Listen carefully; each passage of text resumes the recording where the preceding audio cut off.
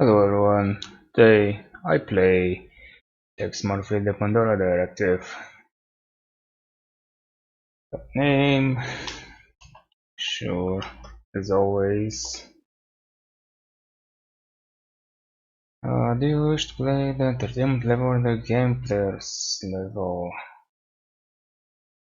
Game players level is very challenging, should be selected only by experienced game players, by players who have already gone through the entertainment level.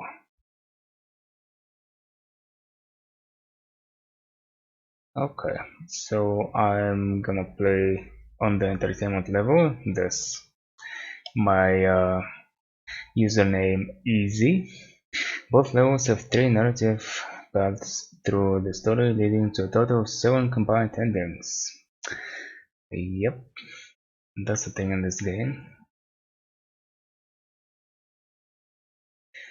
The story can move along 3 different paths of a total of 7 combined endings. To play Mission Street, be thoughtful, kind, and choose the high road.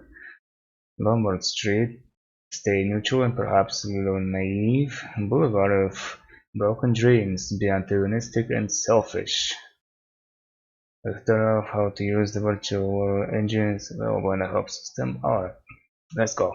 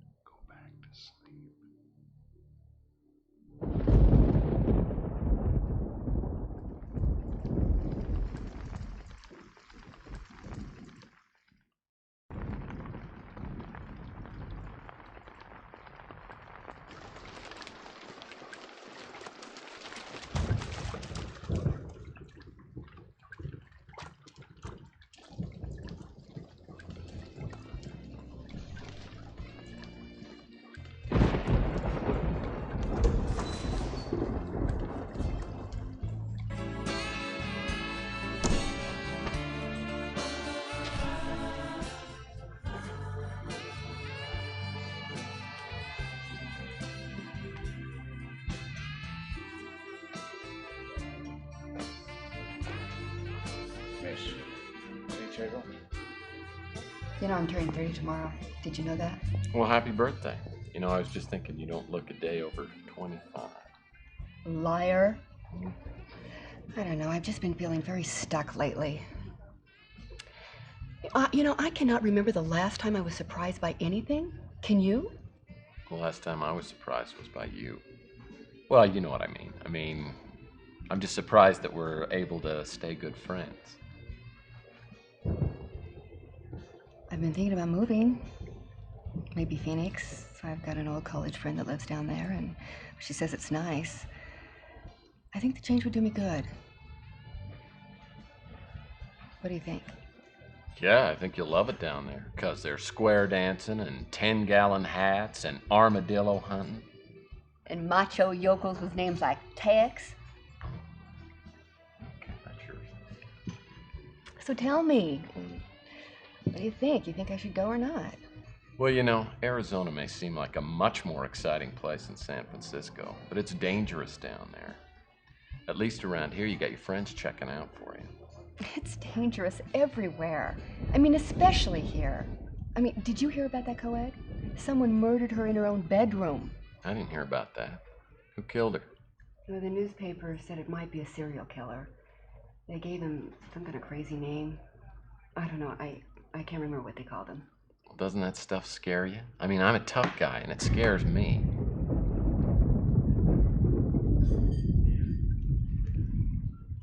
I appreciate your concern, Tex, but I have been fine on my own for a long time.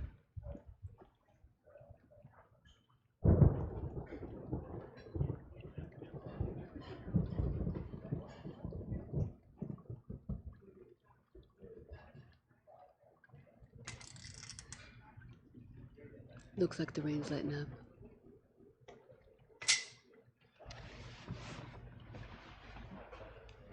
I'm going home. Got a big date? Oh, yeah. Cary Grant and a pint of Haagen-Dazs. Hold me down. See you later.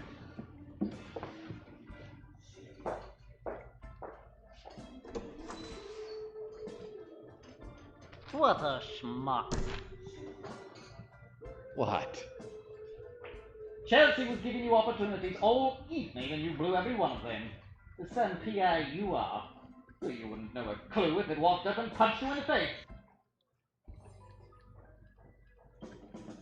Listen, all I know is, every time I try and ask her out, she turns me down. It's from the distinguished gentleman in the corner. You bought me a drink? He bought you a bourbon.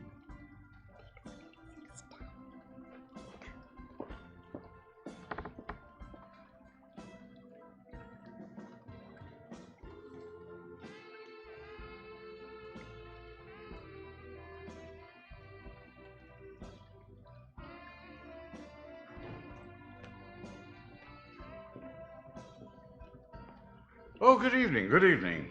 Gordon Fitzpatrick is my name. Please sit down, sir.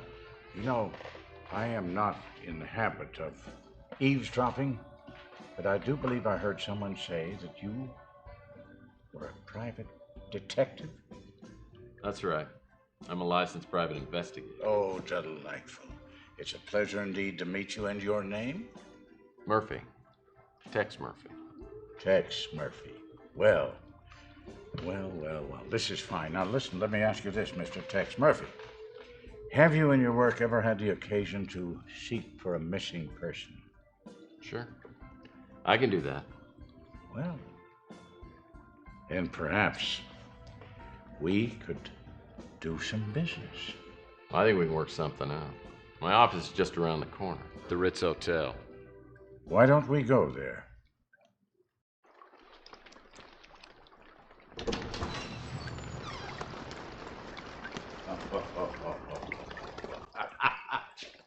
I like your office.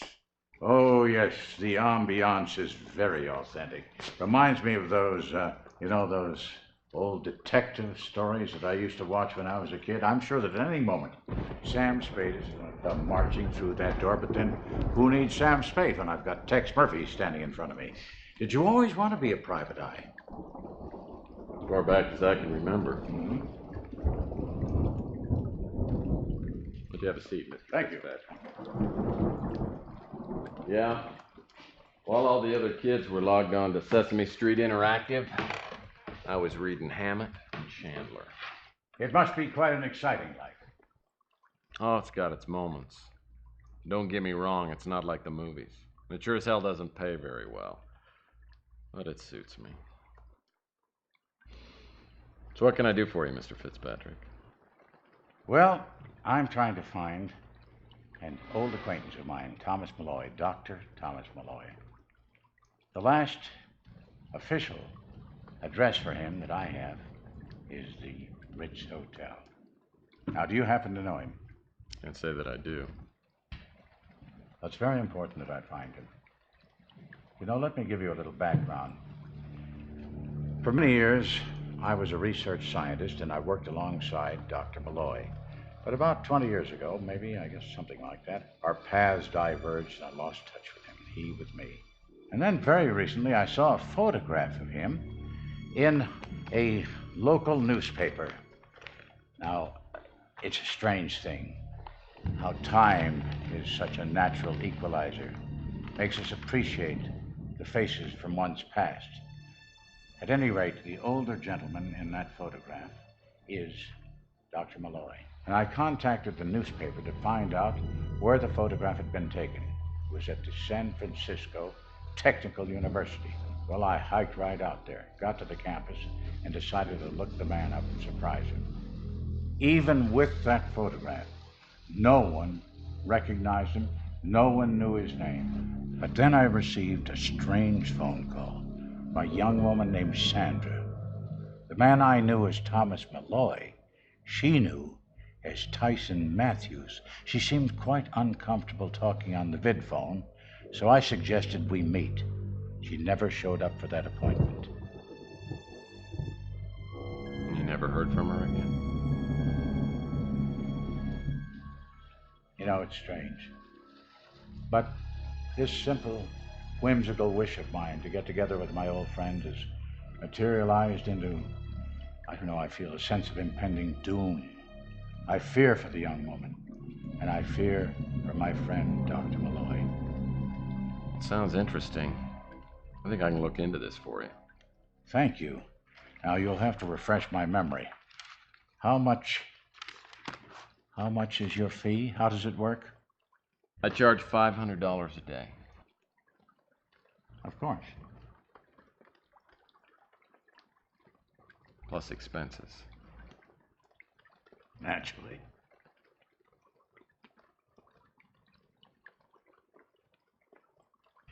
There, that should be enough to get you started. And here somewhere, there you go.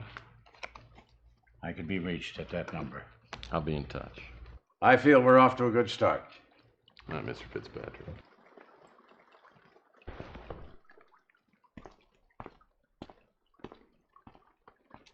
This is the first cash I've had in months.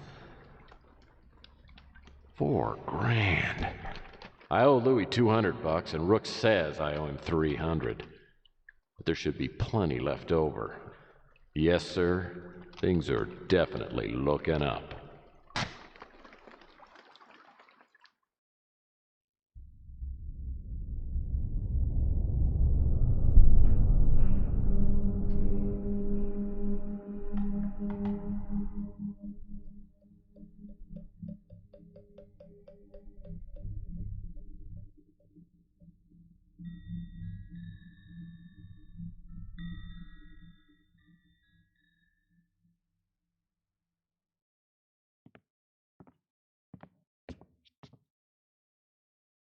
Fitzpatrick didn't give me much to go on.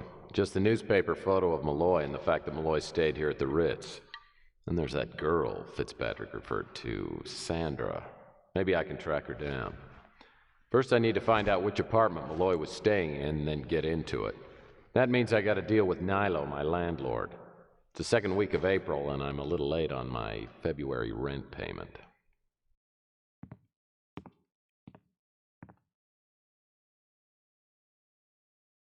Alright. Typical Tex Murphy. I'm gonna actually spend some time looking around. I'll pick up these clothes next time I'm expecting someone else in my bedroom. Yeah, fat chance of that. Okay.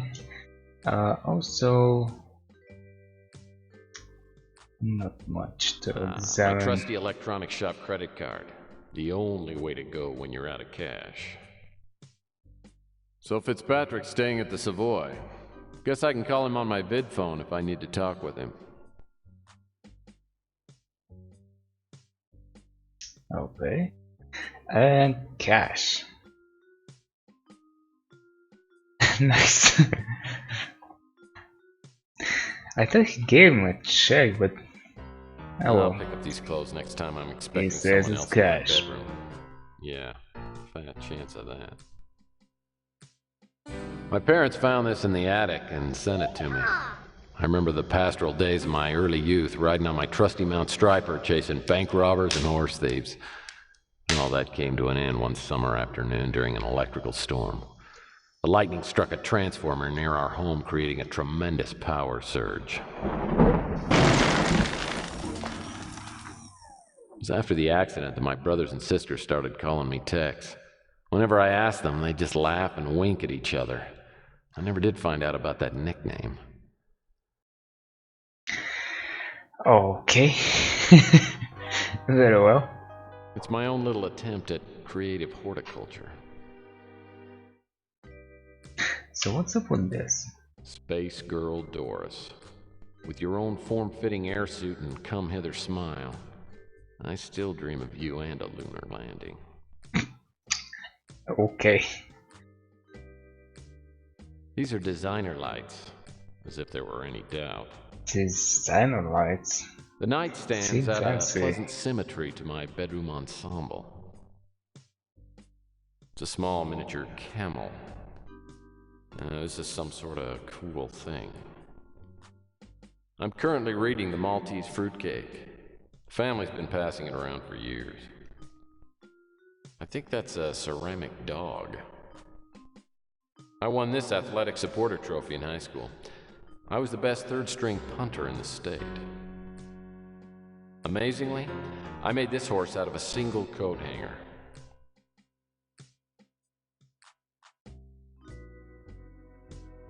Oh, you have anything to say about the bed? The downy fresh hub of my swinging bachelor pad. Okay.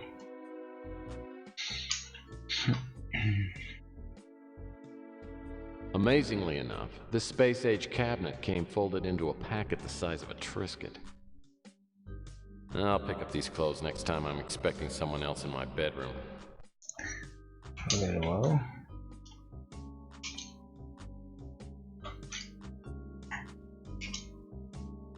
Indoor plumbing is one of the many luxuries I try not to take for granted. This is where I shave my face once a month, come rain or shine.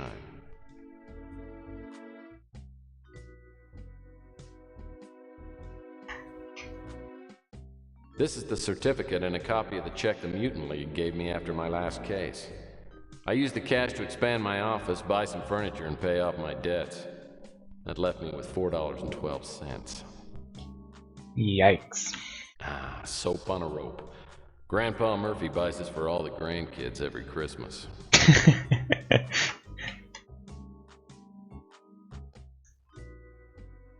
Oh, I didn't expect this. Mark I'll pick Wahlberg. up these clothes next. Yep. This chair is almost sturdy enough to throw a pair of trousers on. Nice. Good to know.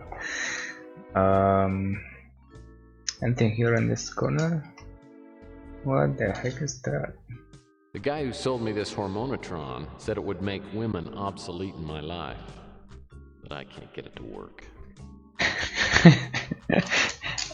Okay. This door leads downstairs. And this door? This door connects to my rec room.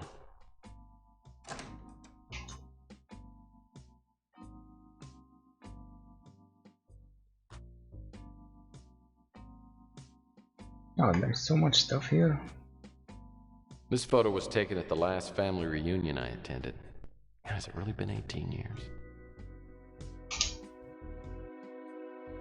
This painting epitomizes my view of women as a gender.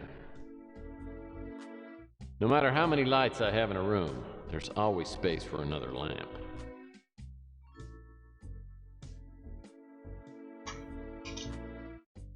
This is half of my special Space Pirates salt and pepper set. Oh, I tear up just a little bit every time I look at this empty bottle of Irish whiskey. This is just a bunch of stuff. A handful of Agatha Christie novels and my secret Aladdin lamp. I'm not planning on dusting that baby until I'm ready to retire.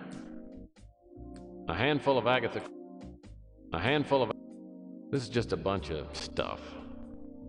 Yeah, it's This is just a bunch of stuff. just a bunch This of is just stuff. a bunch of stuff. This is just a Okay. stack Just of Perry Mason making paperbacks sure. and some other crap. I mean art. Okay. A stack of Perry. A handful of Agatha. Alright.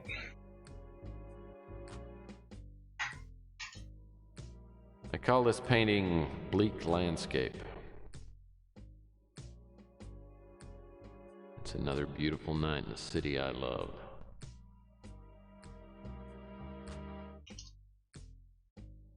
My favorite vase. I'm gonna start using this thing just as soon as I get in shape.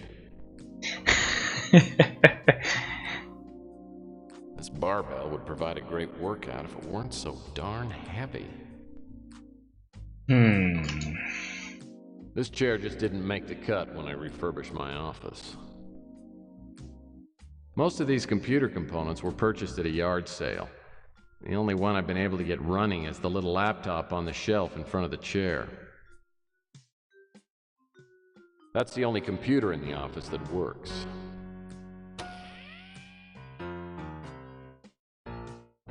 Searching for CD. Okay.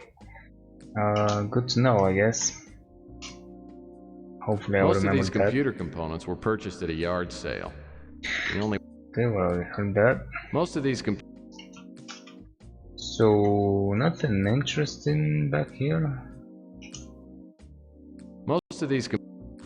I thought there was something to do, something you can do here in this room. I guess later. This is a big photo of two horses. Why I have it and why it's actually hanging on my wall, I have no idea. Oh, it's one of my favorites. Bear in a trench coat. A reproduction of Fish and Fruit by the mutant surrealistic Saul Dooley.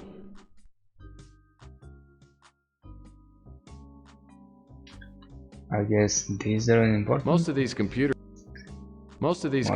components, and this is. I cut this article about Mac Malden out of the newspaper. Gives me a good chuckle. Really? I cut this thing out of the paper a few days ago. I've known Mac Malden for years. We've worked together on several cases, but I don't know if we're actually friends. We just help each other out occasionally. Mac Malden is chosen Policeman of the Month. Okay, I guess I can't read the article. That's fine. And time to go. This door. Oh, actually, there is one more room. The most important room. This office was a dance studio before I moved in.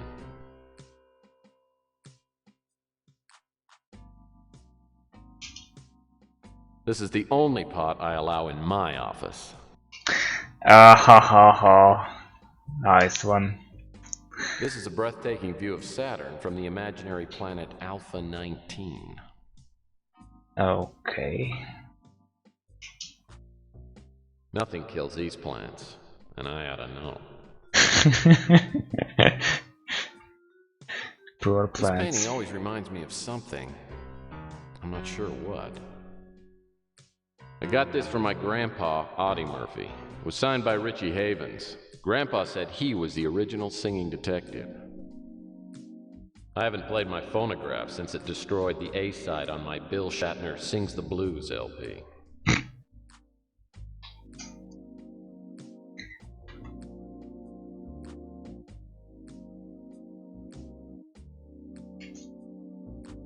These Gumby figures took 3rd place in my 7th grade sculpting class. The watercolor plate is a lovely reminder of my favorite high school art class. This wooden duck represents my ongoing commitment to wildlife preservation. This is an anatomically correct carving of my first pet, Barky.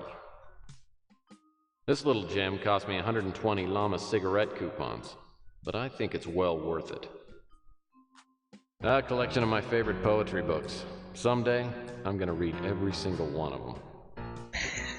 Maybe. That's my prize collection of triples. Okay. Taco Bob. It's got the most stylish placemats in town. Taco Bob? This hot plate will come in handy if I eat anything other than saltines and dog food again. The guy who sold me this said it just might be an unsigned Picasso. It better be, because I paid $30. Wow. Eat the rich dog food. A little gamey, but not bad for the price. Really? Okay. I've had this jackknife ever since my Weeblos days. Take it. My knife used to have all the cool attachments. Now everything's busted off except the pliers and the standard screwdriver head. Rusty the Clown's Fun Book. The only pop-up book in existence with a must-be 18 years or older sticker. I picked this book up at Rook's for $0.25. It's worth every penny. The scanner brings back some truly fond memories. Wonder how Trixie's doing. Say what? Couple more cases and I'll have this thing paid for. Then I'll start paying off my student loans. Oh my god. Took me forever to get this diploma. I had to send in 100 proofs of purchase from True Detective. Alright, this is the fax machine, I guess? The 60-day warranty just ran out on my electronic shop fax machine. It should break down any minute now. These drawers contain more worthless stuff than a Walmart bargain bin. Why do you keep them? These drawers contain more.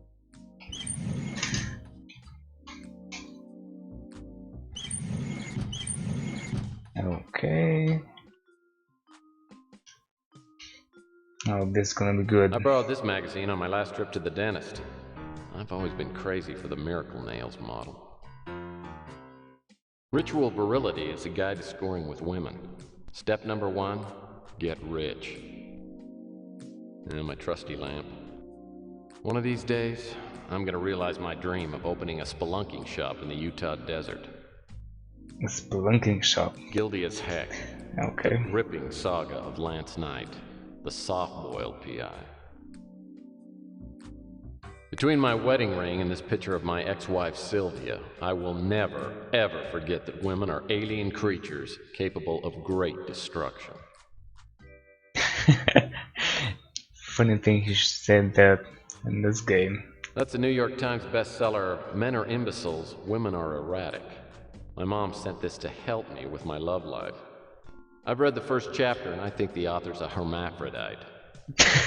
What the heck? This picture was taken of my ex-wife on her 25th birthday. Yeah, she was gorgeous. Makes me wonder sometimes why we couldn't make it work.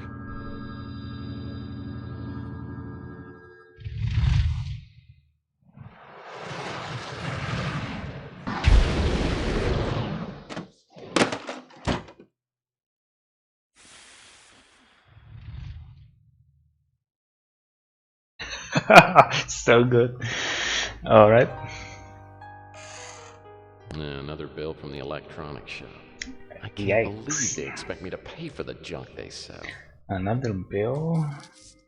You just got some money, man. You have so many debts. Took me 3 days of hard work to empty this drawer out. I guess it wouldn't be tax much if you hadn't any debts. These drawers are the holding area for stuff that's about to be tossed out in the trash. I see. And then on this side? That's my Jane Mansfield coloring book and the Inspector Poirot mask I used last Halloween.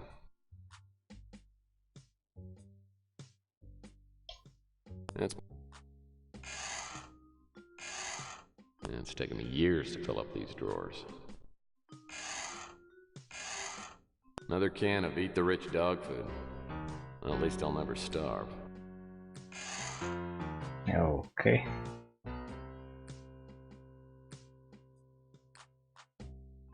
And then with the chairs?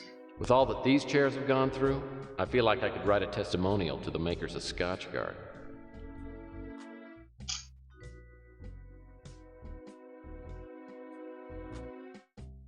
This baby's brand new. I had to replace the old one after the, incident. Lord, what a horrible memory.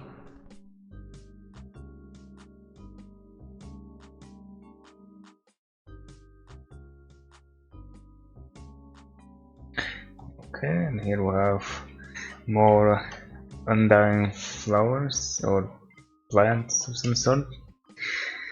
Let's see. Final notice. This notice is to inform you this account is delinquent and must be paid immediately. If payment is not received within 3 hours of the notice, it will be sent to the Body Parts Collection Agency for immediate action. $1,230? What? Over... Is it 90 days? Okay. Fun stuff. I should probably stop by the newsstand and see if Chelsea's upset with me about last night. I've been trying to get her to go out with me for years now, and just when I think I might be getting somewhere, I stick my big foot in my mouth. Well, now I got some money, and maybe she'll give me another chance to let me take her out to dinner.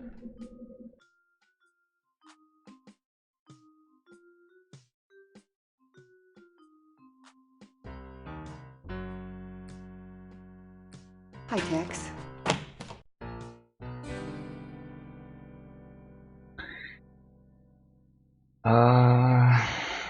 Hmm.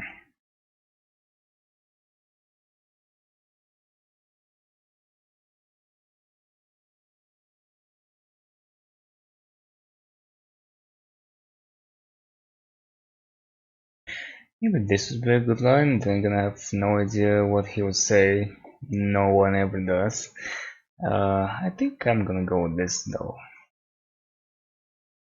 So, you got any new magazines in? You know, I've got a magazine I think you'd really like. It's called Butthead Detective. Yikes.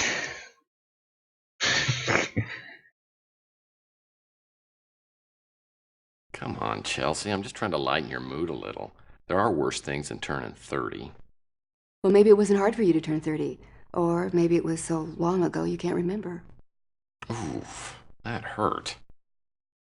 Look, Tex, I'm sorry. I'm just not feeling very friendly today. Is there something I can do for you? Assertive date making 101. Find the loophole. Wow, I wanna click on all of these.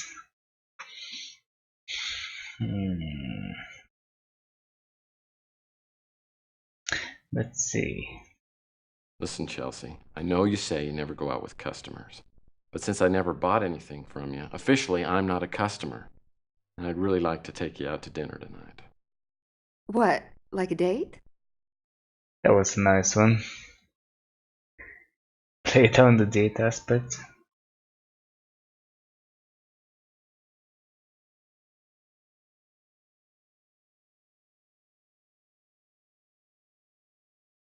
Well, sure, you know, dinner, a movie, maybe a trip up to my swinging bachelor pad for some strip parcheesi. Look, I know you're just trying to be nice.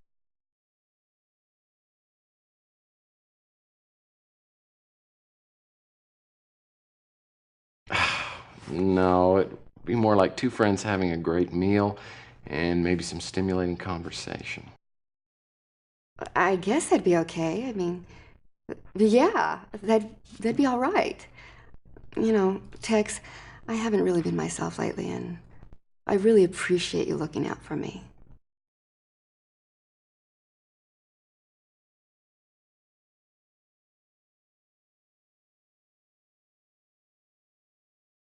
Where should we go?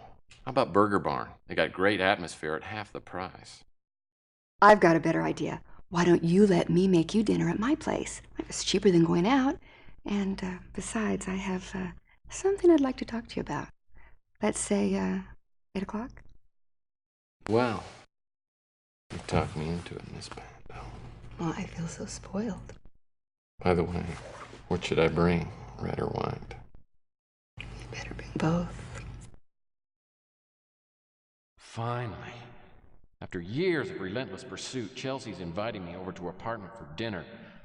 Oh man, the possibilities are making me woozy. Okay, snap out of it, Murphy, and let's get back to work here.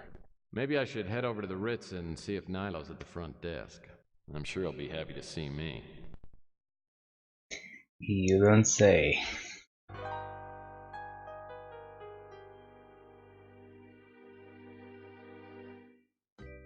Hold it right there, you sneaking piece of slop.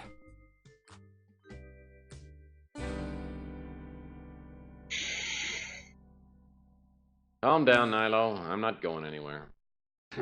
Damn straight you ain't. Where's my money? You owe me 3 months back rent, pukehead.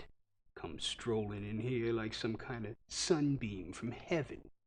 Cough it up. Okay.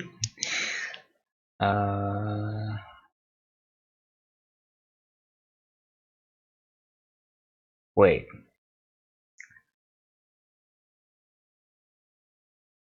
I have two options. Is this gonna be enough? I didn't even save. I guess you don't count so good. You owe me 2,100. Okay then.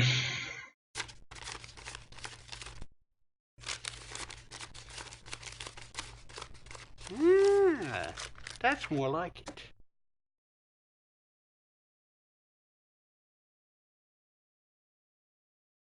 Well, now that we're all square, can you take a look at a photo for me? No comprendi. What?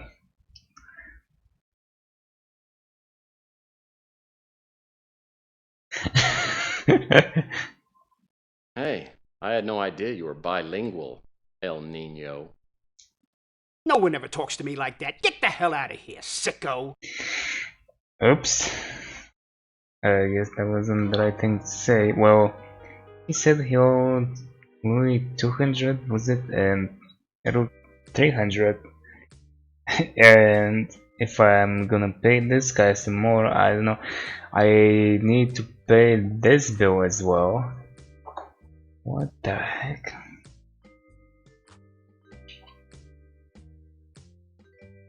These tables work great as long as you don't put any weight on them. Say, something like an ashtray. Wow. This piece of notebook paper looks like it's been used for a coaster. Nilo's notes. It looks like Nilo's in for a busy and productive day. Things to do. New issue of Playbob. Get it? Store pork ribs. Who cares? Big something they're paying. Test results at clinic. Renew Playbob subscription. Find camera in women's bathroom. Pay off babysitter. Okay. These paintings are simple, elegant, and tasteful. They must have come with the hotel when Nilo bought it. These paintings are simple, elegant. I wouldn't sit on this sofa wearing anything less than a contamination suit. Nilo must have Looks found like these it. magazines in the dumpster out back. The only magazines he pays for are the naughty ones. Okay. Does this even work? What is that? The vid phone's busted, but Nilo won't put an out-of-order sign on it. That'd just cut into his profits. This mail drop box adds a nostalgic touch to the lobby. Oh, look at this. Nilo hasn't had this vending machine stocked since I moved in. It'd probably cost money.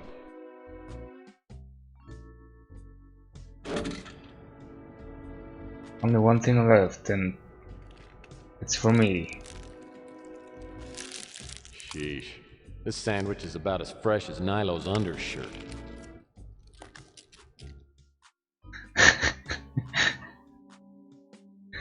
Okay.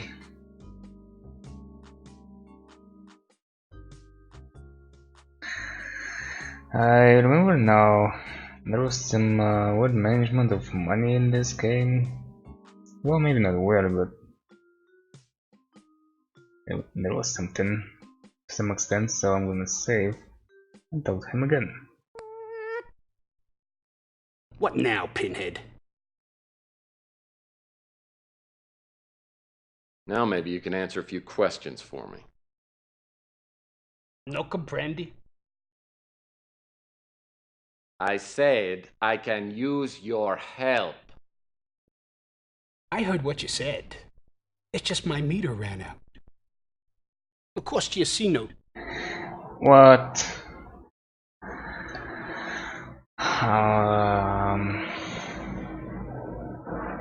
Well, I have to tell him at some point.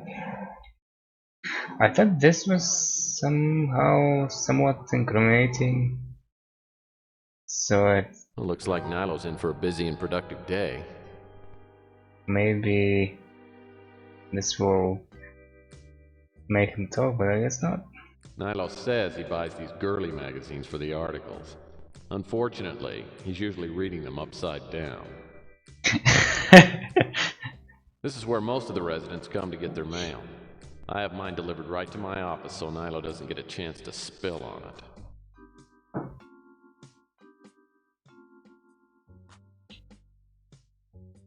Okay, well, what if I walk around without his permission? I mean, he doesn't really need to give him permission, but still, without his information. These boxes are full of Nilo's girly Say that. magazines. If you ever caught me checking them out, I'd be out on the street.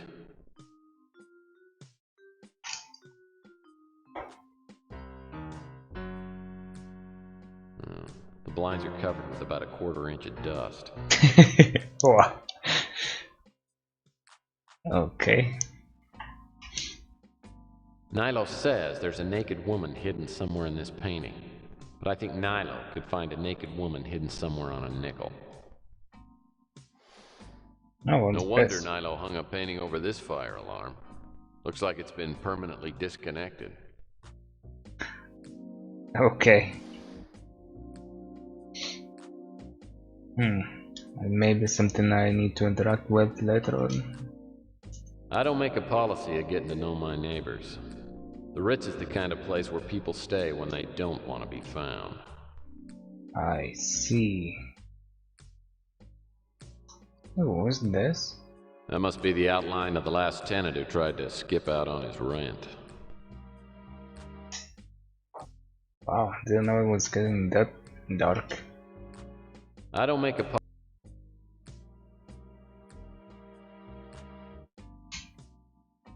I'd run naked through a nuclear reactor core before I'd set foot in there.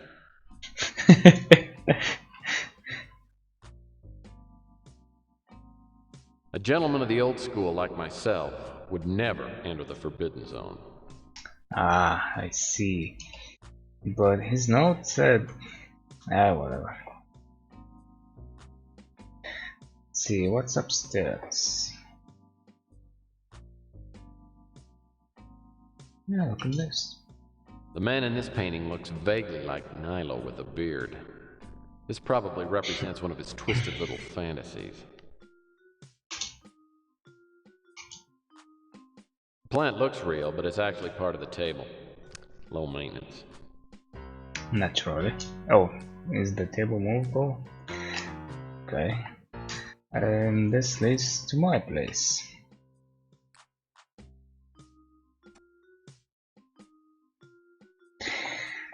Alright. I know I'm gonna have to speak to him at some point, no matter what, so I'm gonna try this. What's the worst? That'll be $100. Later. And he probably doesn't know much. I'm not really sure what this painting means, but it's probably obscene. What now, Pinhead?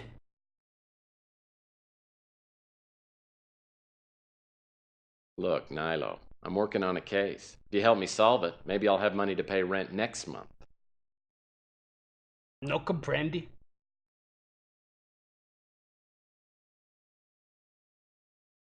Yeah. That's better, amigo. Oh my god, so many things. Alright, Never heard of him. gotta start somewhere. I ain't familiar with that name. Nope. Recognize the man in this photo? Yeah, I seen him before. What can you tell me about him? He used to stay here. Gone now. Which room did he stay in? Hey, What name did he use when he signed in? Matthews. Tyson Matthews. Okay. Well, thanks for the help. Oh, the pleasure was all mine. P-Brain. We only stayed here a couple of weeks.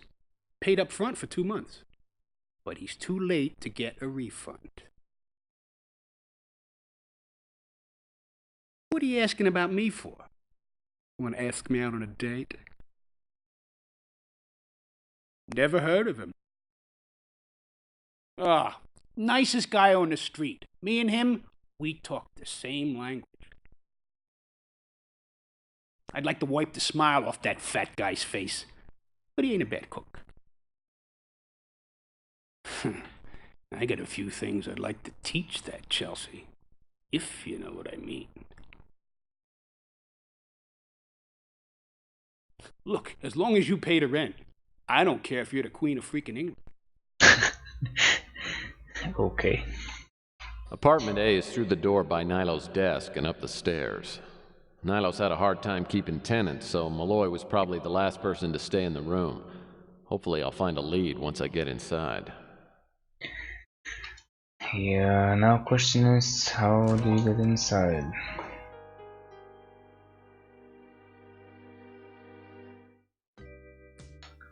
That's D, C, there it is.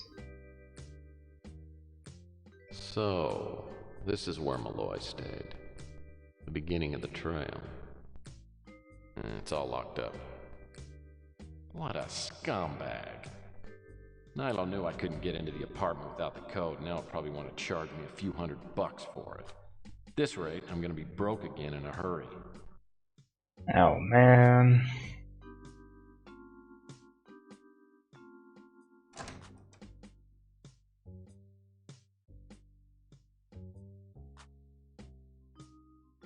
I was looking for the painted on fire extinguishers, but I don't see them.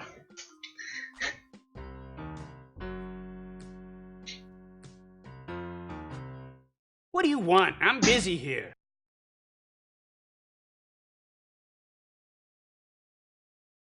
There's something I forgot to ask you. I figure I paid you enough already, so you owe me. Well, you figured wrong. You're off by about $500. What? Well, I'm not gonna give you another dime.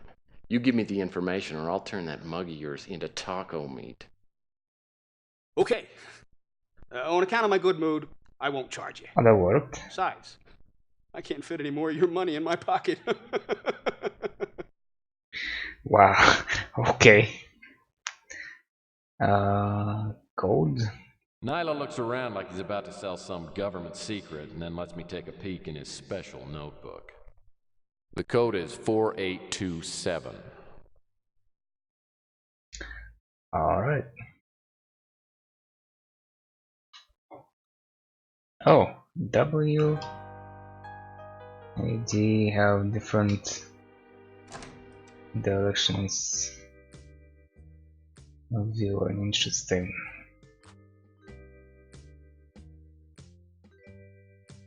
Oh my god, what was it? 4826 was it? No.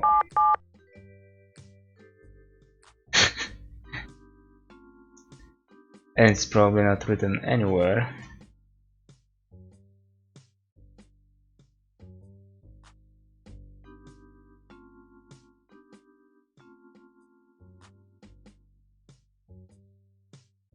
Great. Well, this happened. Can I simply enter? It's all locked. Oh, 4827. Thanks. I was just about to go back and ask him.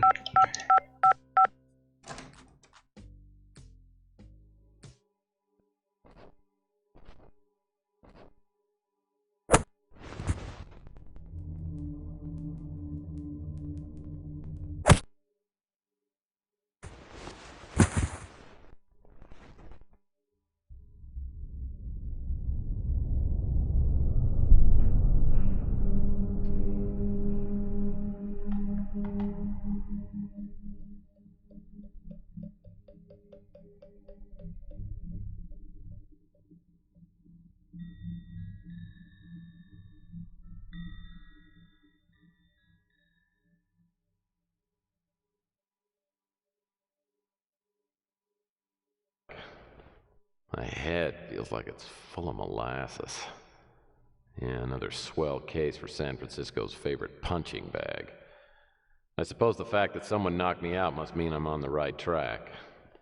Whoever hit me did a thorough job. Must have interrupted his search of the apartment.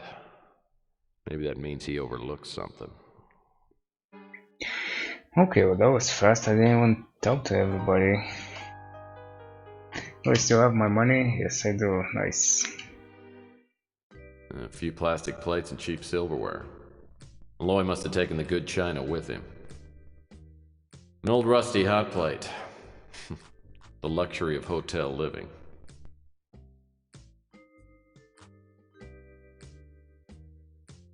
Nice wastebasket. Isn't there something inside it? Nice waste. Oh, nothing meaningful, I guess. These are not openable.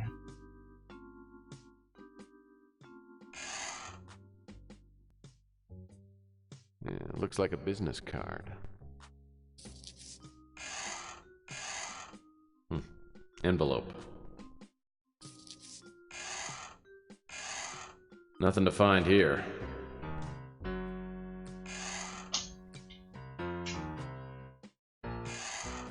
It's an old photograph. Look at all those drawers. What? Okay, Nothing to find. Very well.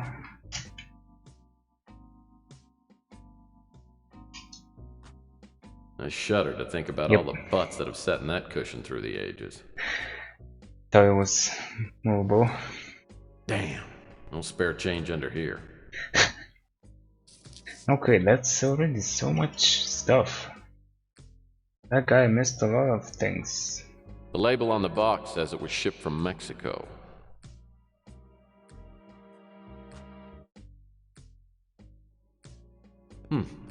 Airport of the Gods. My Uncle Marty owned a whole series of these books. Go-Karts of the Gods, Lunch of the Gods.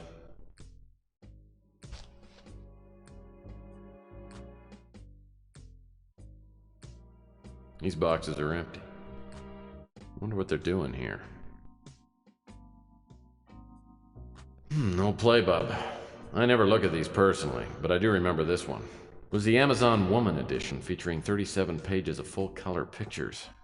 Nice. Alright. Looks like a letter. Looks like it. This looks like a pawn ticket of some kind. Okay. So many items. Anything else? This bed looks hard enough to tap dance on. Man, what's this? Looks like a scarf. A scarf. Okay. Is this a thing? Nope. Alright.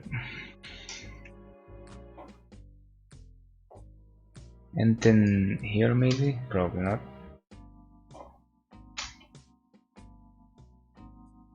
So what is all this stuff? Ooh, this scarf reeks of cheap perfume.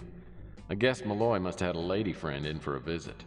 And if the lady friend wore this scarf anywhere else in the neighborhood, she'd be pretty hard to forget. Maybe I should show this thing around and see what I can find out. Okay. Looks like Rook did some business with Mr. Malloy. I wonder if Rook could let me redeem this receipt. Who am I kidding? He'll do anything if the price is right.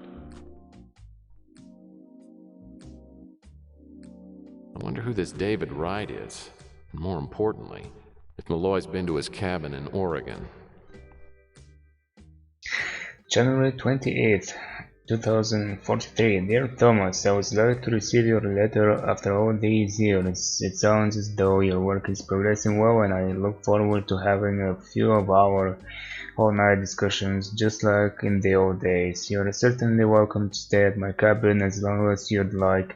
It's extremely secluded, a perfect place to get away from prying eyes. I can't meet you for at least a week, but I'll get there when I can.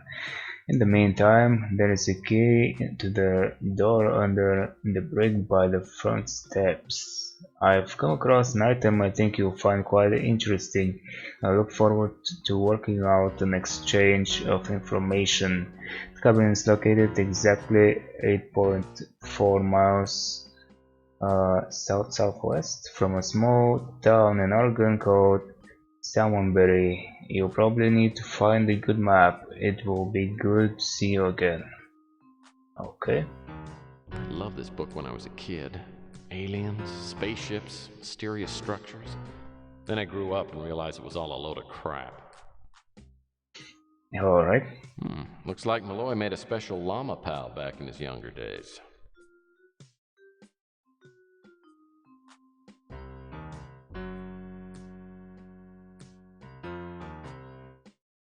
Nothing to say about this. Okay.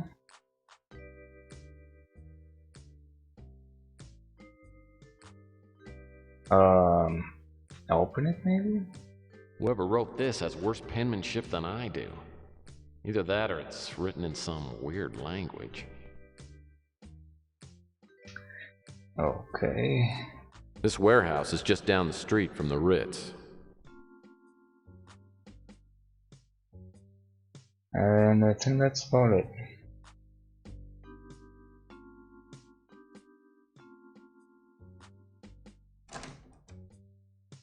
Oh man, Chelsea's gonna kill me. I didn't realize how long I was out. God, almost 16 hours. I was out cold straight through our dinner date. She is never gonna believe me. Oops.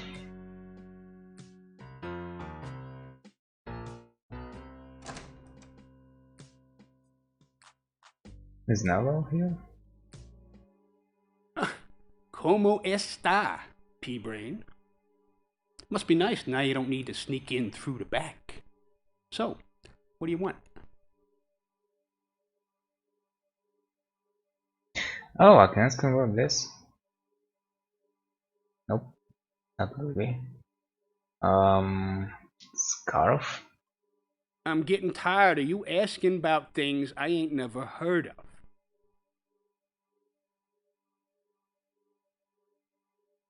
We only stayed here a couple of weeks. Oh, this the fellow I showed him in the beginning. Okay.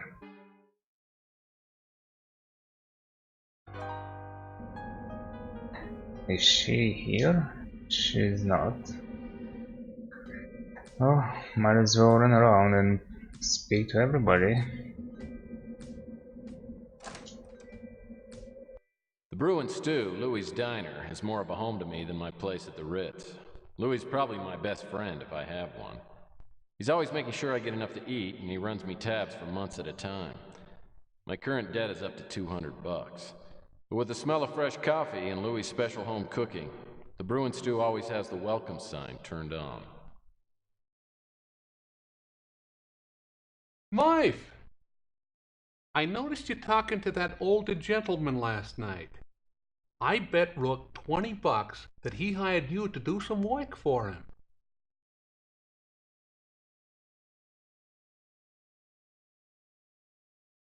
Well, I'm happy to report that Rook owes you $20, though I'm sure he's going to be real happy about paying off the bet. I think Rook's only nice to members of the fairer sex, and not too many of them. So I was right. You did get a job.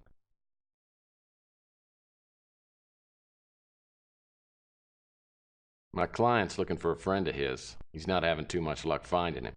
He gave me a nice advance to see what I could turn up. Congratulations, Mike. It must be a relief to be working again.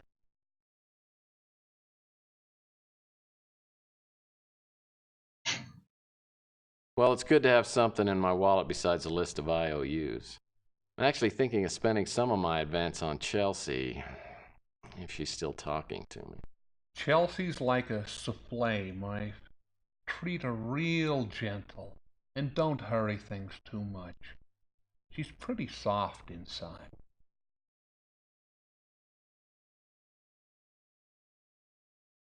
Yeah, but she's all golden brown and she smells good. Whenever I get close to her, it's hard to keep from drooling all over myself. Maybe that's your problem. A girl like Chelsea needs you to be close, but not too close. You know what I mean?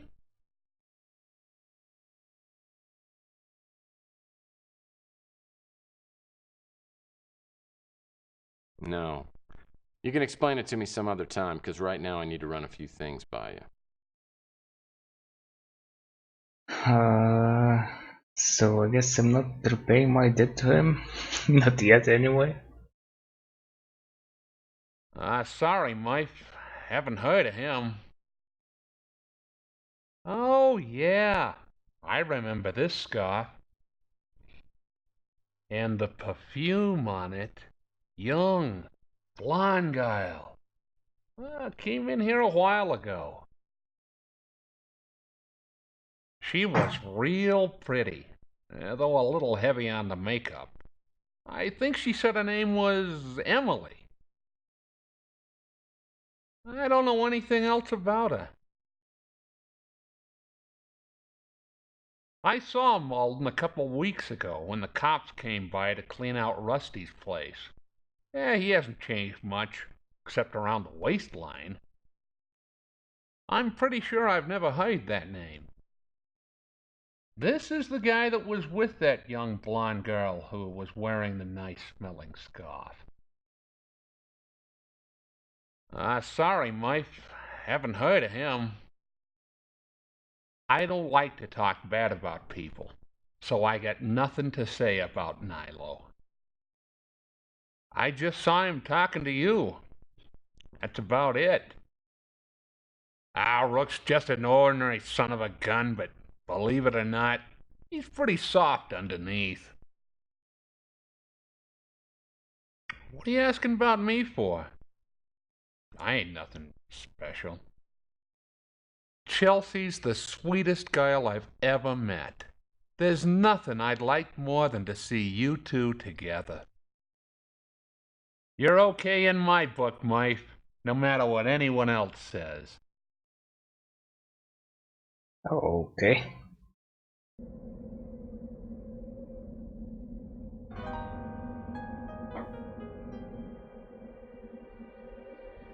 So,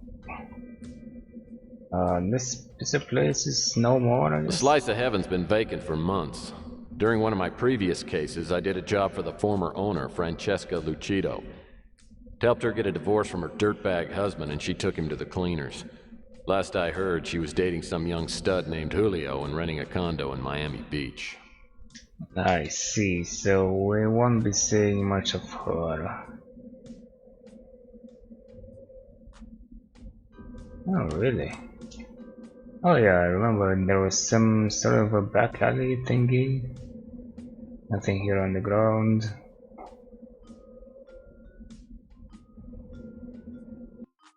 Yeah, floors and stairs in here are all pretty dusty. Doesn't look as though anybody's been in here for a while.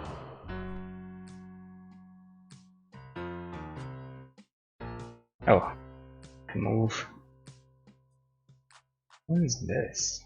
Some of this trash consists of newspapers dating back to before the war. That's pretty cool. Useless, but cool.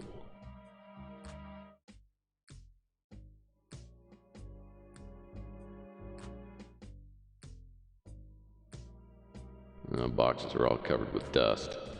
The passageway doesn't seem to have been used in quite a while.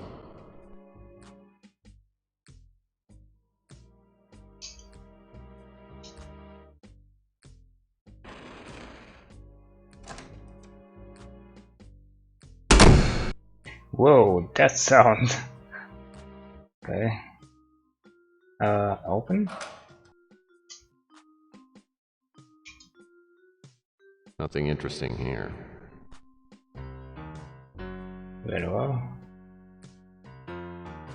Some of this trash consists of newspapers.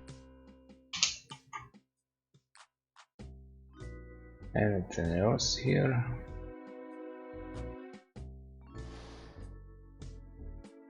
Yeah.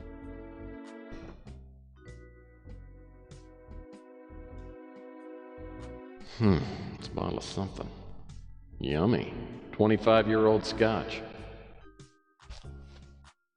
Okay.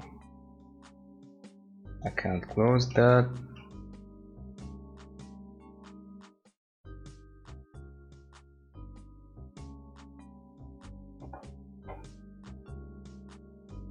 That's it.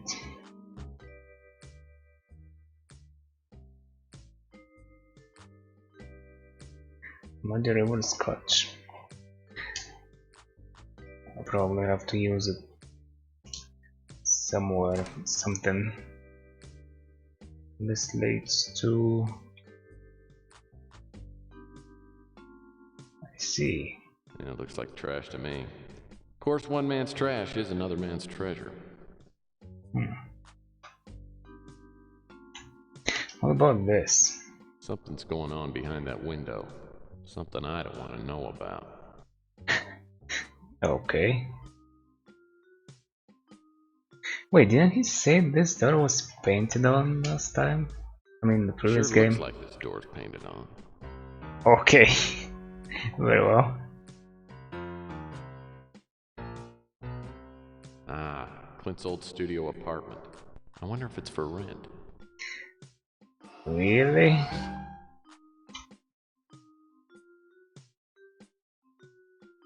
Ah, Clint's old...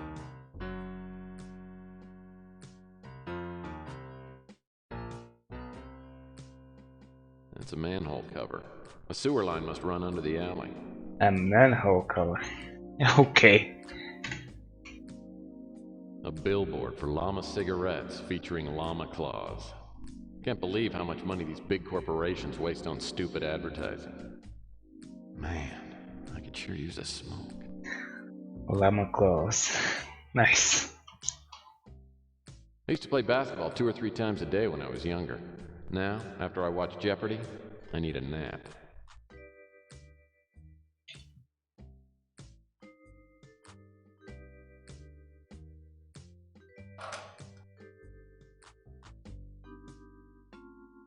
The garbage can to person ratio is pretty high in this part of the country. I think it's about 4 to 1.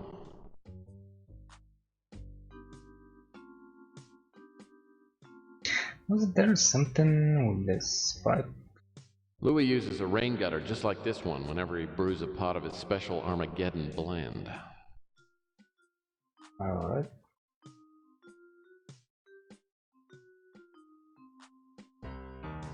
Those are interesting.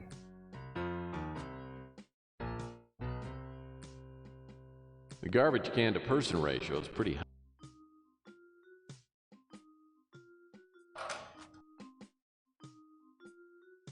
Nothing here. Might as well go and talk to Rook, I guess.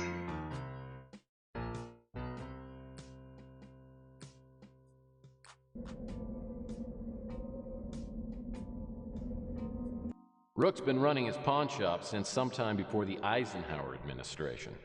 He's a crusty, mean-spirited little troll who's rumored to have a heart of gold. Yeah, sure. He lets me buy things on credit occasionally, but then he nags me ruthlessly until I pay up. We get along all right, as long as I keep my bills settled. Up already, Murphy? And it isn't even lunchtime yet. Or am I still asleep? Having a horrible nightmare.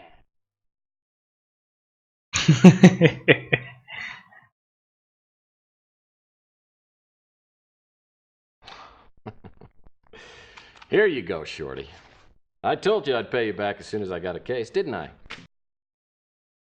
Well, let's pop the champagne and have a parade. Murphy paid me back.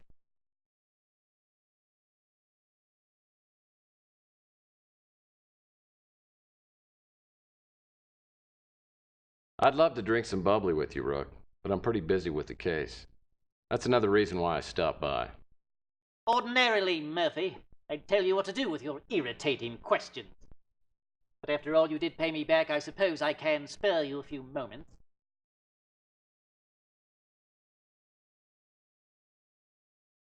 Never heard the name in my life. No. Next question. I don't know a thing about it. Never heard the name in my life. No. Next question. I've seen this man before. He came into my pawn shop several weeks ago and pawned an item. If you want to find out what he pawned, I suggest you find him and ask him. Wow. The man in your photo told me his name was Tyson Matthews. Okay. Nilo's run the Ritz for years. He's a pig. But at least he pays cash when he buys something from me. How should I know who that is? You know enough about me. Very well. Louis' a good man. He seems to like you quite a bit. I can't figure out for the life of me why. Oh, Chelsea. If I were a younger man, you wouldn't have a chance with her. Now, I'll admit you have some skills as a PI. It's your social skills that need desperate help. Alright. So, what was it? What about this? I need to redeem this receipt. You didn't pawn this. Well, how much is it? Look, I'm willing to pay extra. $200. Yep, plus $50 for it not being your receipt.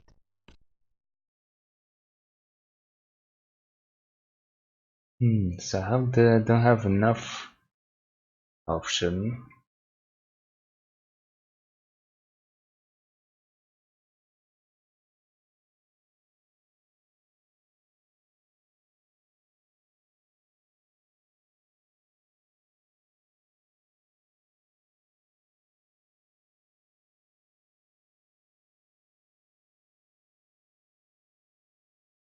I guess so. Let's see this. Maybe I can do something for him. I haven't got that much. I'll get it later. It's not going anywhere. I'll get it later. Okay.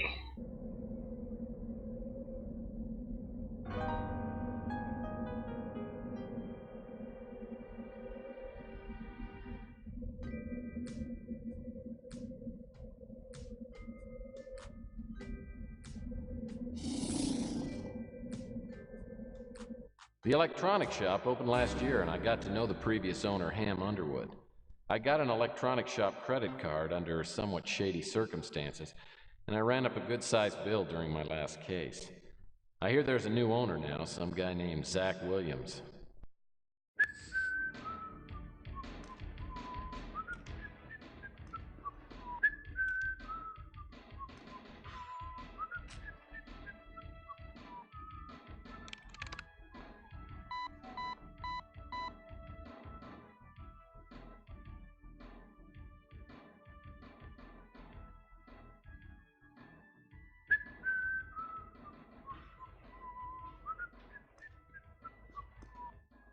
hold it right there. Get your hands up where I can see them. All right, now, take out your electronic shop credit card. Ah. Nice and easy.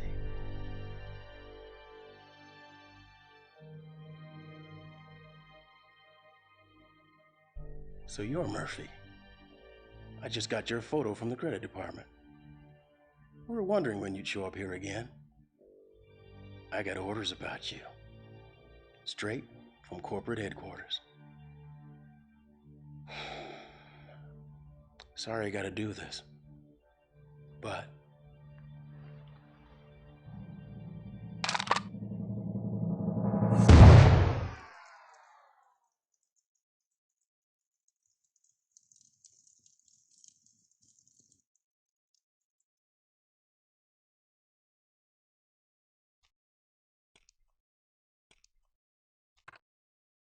now then, what can I do for you?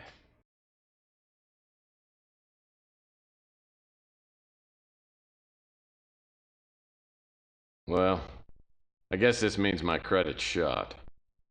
You know, I'm almost certain I sent you people a payment. Really? I wonder why we haven't received it.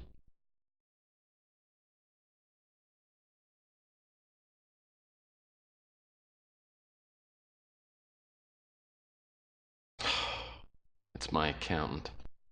He's got a little problem. And I'd fire him in a second if it weren't for little Timmy and his tragic medical problem. Your account is over 120 days delinquent, and you owe us $1,230. Say what? That amount includes one fax machine, $399, one laser blade, $29, a film developing kit, $179. For that piece of crap? You bought it. And $623 in interest. What? $623 in interest.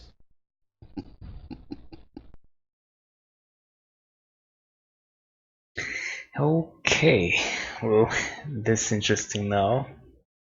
What happened to the previous guy? So where's Ham Underwood? He and I are old buddies. Look, I think I can make a deal with him. Ham Underwood doesn't work here anymore. In fact, I don't think he works anywhere anymore. I heard he opened his mouth just a little too wide and someone big shut it up for him. Permanently. Now pay me the $1,230 you owe me or get out. Okay, yeah, I'll need to pay him eventually. Might as well. All right.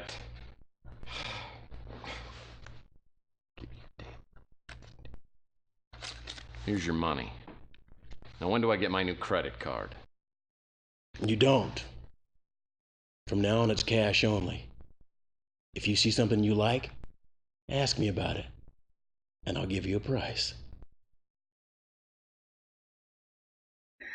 Very well. So, do you have anything for me right now?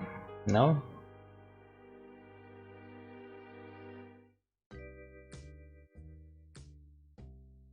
Let's see, what are all these things? Photo analyzer.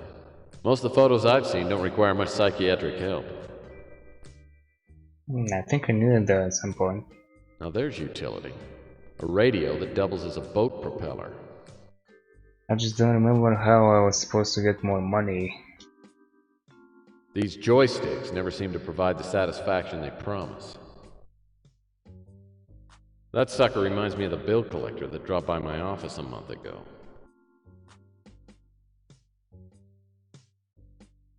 Tissot watches. Last one I had broke down. Those headphones sound terrible with my Victrola. Those headphones sound terrible.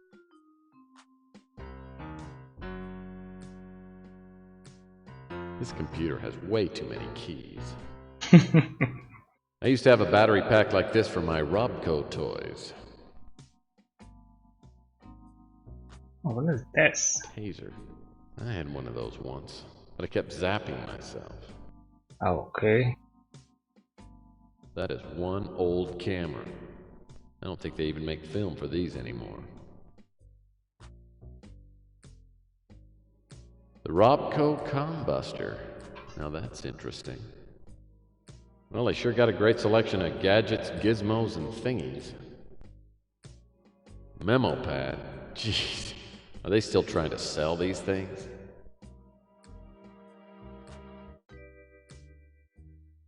They haven't sold a single visor since I started shopping here. A relief globe of the moon. That might come in handy if I ever have to relieve myself on the moon. Memo pad. Jeez. Are they still trying to sell these things? And this is... I got one of these and it's a real beauty. Okay. Ah, the Moonchild Toy Space Station. Needless to say, it hasn't been a big seller over the last year. This spacecraft looks like the escape shuttle from the Moonchild.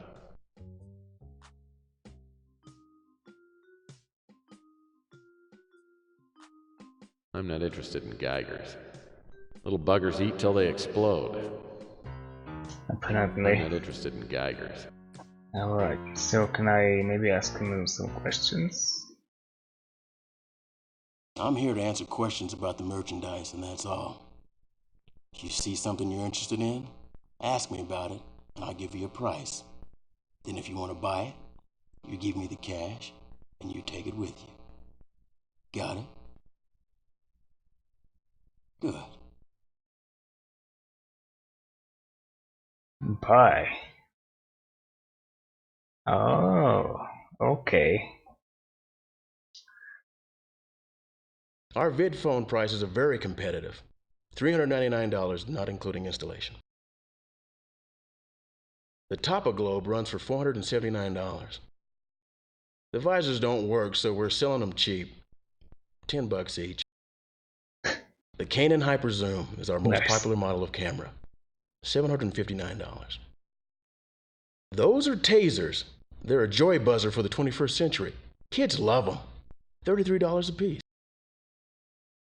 The Robco Supercomputer. It's our top of the line. $5,999. The video watches are priced pretty low. $15. The teeny laser disc never caught on, so these things aren't much good. Robco Sticks of Joy are only compatible with the Robco Ocelot gaming system. $89 a piece. I wouldn't worry about the miscellaneous items unless, of course, someone suckered you into buying a Robco computer. The remote control Geiger is a favorite of mine. All the fun and none of the mess. $799. I'm not sure what that thing is, but it sells pretty well. $220. The Robco Colony Cruiser is every kid's dream toy. That's why it'll cost you 900 big ones. The Cyber Nanny is a real breakthrough in the field of child supervision. $1,259. The headphones are scientifically designed to work with almost any portable disc player. That kind of compatibility doesn't come cheap. $150. Ah, the Robco Combuster. If you need to find out a safe combination, this is the gadget for you. Attach it to the surface of a safe, then turn the dial. It'll show you all the numbers in the combination. The only glitch is that it doesn't give you the exact order the numbers are used in. It's still a bargain at $50. The visual analyzing apparatus allows you to examine objects and enhance different quadrants digitally. It's a steal at only $70.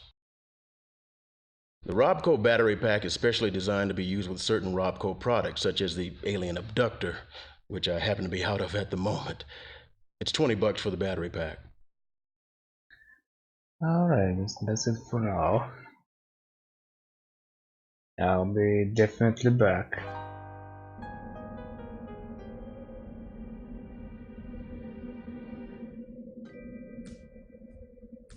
So, what happened to this place?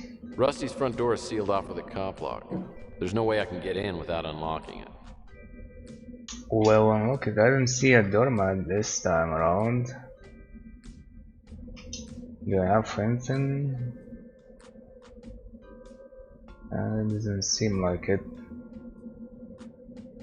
I have this.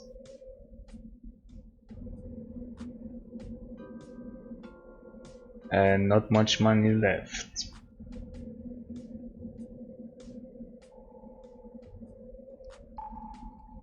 The police were down in the sewer last week cleaning up the scum. That's the two-legged kind.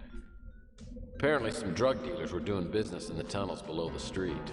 I heard a deal went bad and someone got killed. Okay. I guess they have to keep this door locked now that people are storing their stuff here. It's all locked up. Oh, that is. Okay. That was a sermon on the joys of not place. eating meat, to be delivered by Reverend Gary. Okay.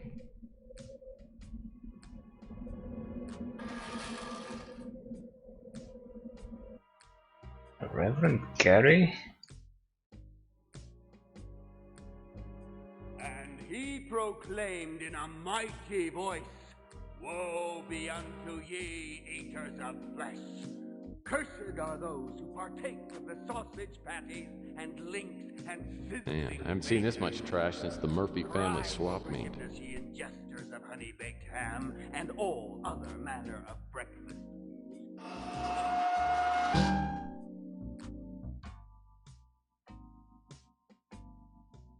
So there's nothing interesting around here, I guess.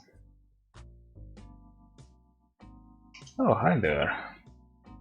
And they cried out, "You! No, not you, the one in the hat. Have you not come to be healed?" I may have come a little bit too early.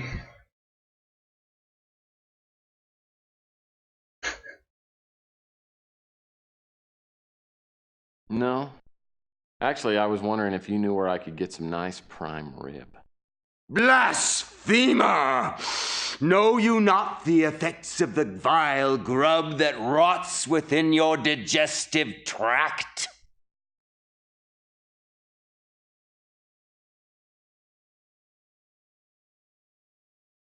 So I ate 3 chili cheese dogs today for lunch. I don't see that's any of your business. The lunch of the damned!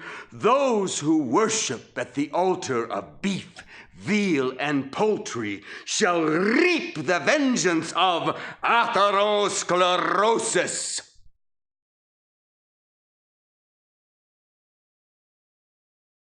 Arthur who? Atherosclerosis, the clogging of the arteries, the horrible fate that awaits the ingesters of oleaginous matter.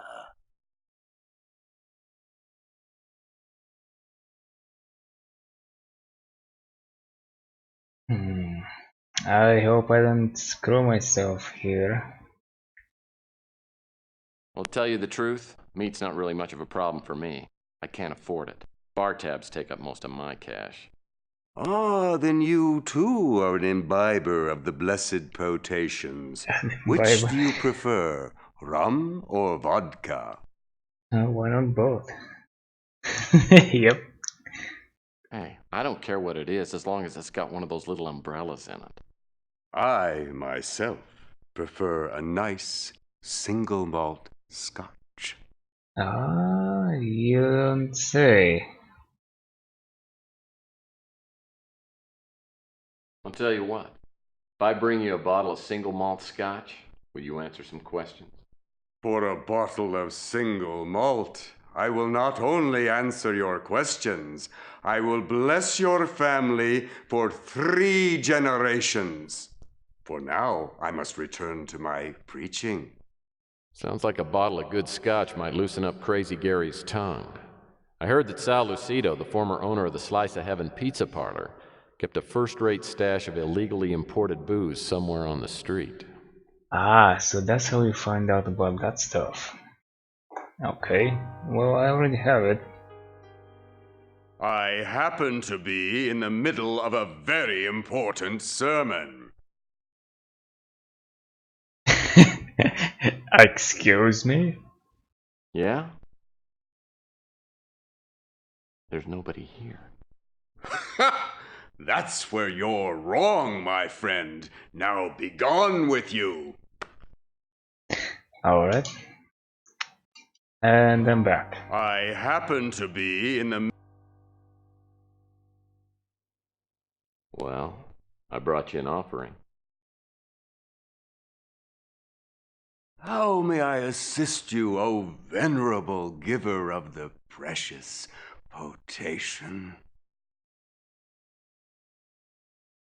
That appellation is foreign to me.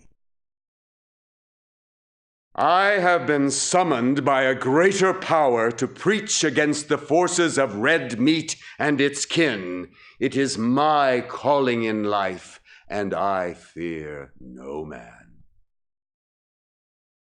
I have seen the warehouse, but have never entered therein. A name with which I am totally unfamiliar.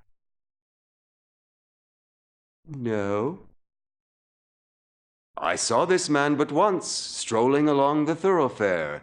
He appeared to drop an article of some sort. When he bent to retrieve it, I espied an object fall from his pocket. It turned out to be a key. Oh, really? You may indeed have the key, and I wish you luck in locating the poor man. Alright. That appellation is foreign to me. A name with which I am totally unfamiliar. My ignorance is regrettable.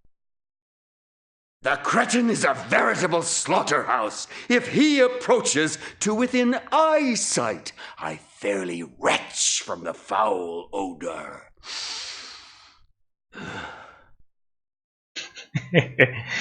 That appellation is foreign to me. Alright, so he doesn't know anyone. A name with which I am totally unfamiliar. Psycho preacher! That's what the foul little man calls me. A curse be upon his pancreas. That nefarious parasite, his very livelihood subsists on polluting the intestines of all the inhabitants in our fair locality. I have waged war upon him and his ilk, and only one of us will live to tell the tale. Ah, the lovely creature who administers at the local newsstand. A sweet flower. Your taste in Scotch is unquestionable. For that fact alone, I can bear the stench of digesting meat emanating from your every pore.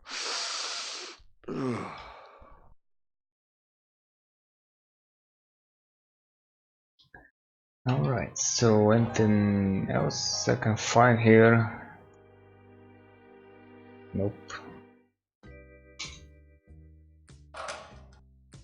Man, I haven't seen this much. Well, I guess I got the important stuff.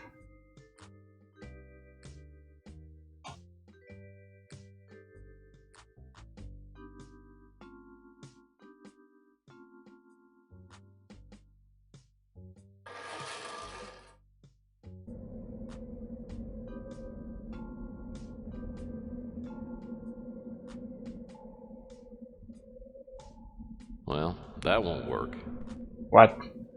Why? That doesn't seem to... Well, that won't...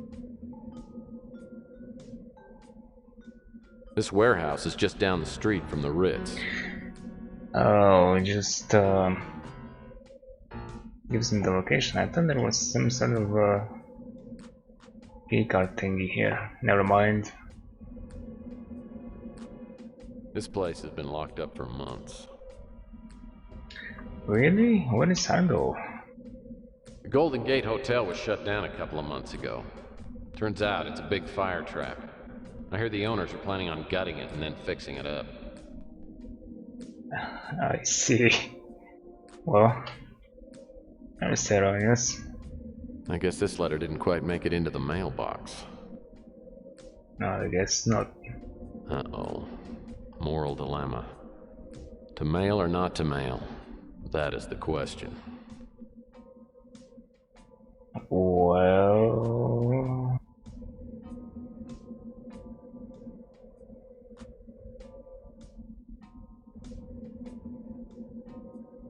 This mailbox used to be located by the Slice of Heaven. Federal discrimination laws require that it be moved to a new location on the first of every month. Uh-oh. Do I even have a way of getting the money?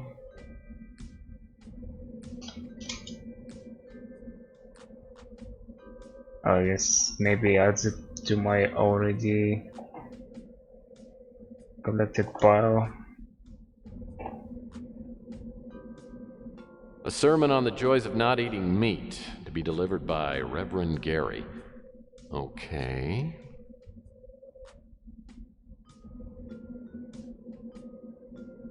Oh, the Coco Cabana. I heard that Clint, the local chocolate junkie, opened some kind of business up at Coit Tower. Oh, alright. I forgot Coco about Cabana that. was just opened by a reformed bum named Clint. I met him during my last case when he was living in a dumpster in an alley behind Rook's pawn shop.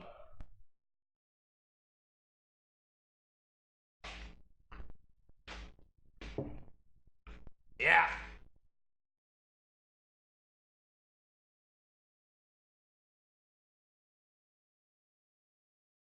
You know, Clint, some men, they just can't wear a toupee. But it looks pretty good on you. Yeah, and that's what your mom told me, right before I slapped the handcuffs on her, like I do every Saturday night.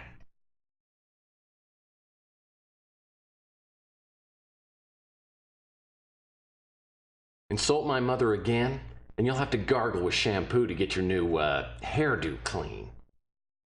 Hey, I don't need customers like you, Murphy. Order something or hit the road.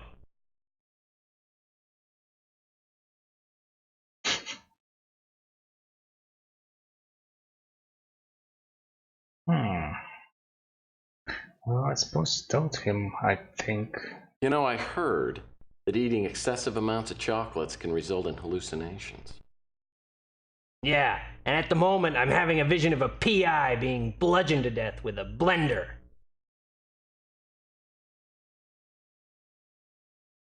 Now. Hey, there's no reason to get violent.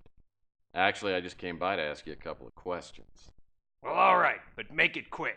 I don't want you scaring off any of these potential customers. Alright, that turned out okay. Nope, drawing a complete blank. Everyone thought I was nuts until that lunatic moved into the neighborhood. It's a warehouse. What do you want me to say? How do I get in? Emily? Yeah, you must be talking about the girl who sings at the Flamingo. She's come by here a couple times with a gigantic guy named Gus Leach. Now that I think about it, that key might lead into the warehouse. Let's try it. He runs the Fuchsia Flamingo, and he might be Emily's boyfriend. They come by every once in a while and order the bliss on a biscuit. Actually, now that you mention it, the last time those two were here, Leach dropped a key under his seat, and I didn't find it until after they left. I've been meaning to run it down to the Flamingo, but if you're gonna go that way, drop it off for me. Sure. Oh, I wish I could help you. Can't say I've heard of it. I wish I could help you. Totally unfamiliar to me. This scarf belongs to Emily. Love that perfume. Smells almost as good as fresh chocolate. Nilo? An open sore on the face of humanity. At one point I had to choose between living at the Ritz and living in the dumpster. I took the lesser evil. I wish I could help you. He's that new guy running the electronics shop. That blood-sucking tightwad. He wanted me to pay rent for living in the dumpster outside of his pawn shop. That guy's a real gem. Hell of a cook. Chelsea's a nice girl. But whatever happened between us was over long ago. Don't let the torch she still carries for me stand in your way. All right, you brought me a chocolate pie when I was on the skids.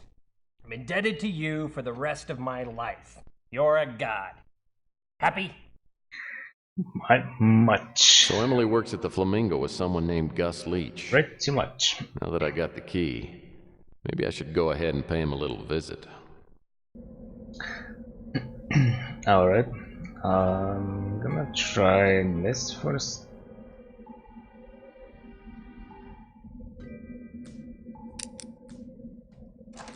Nice.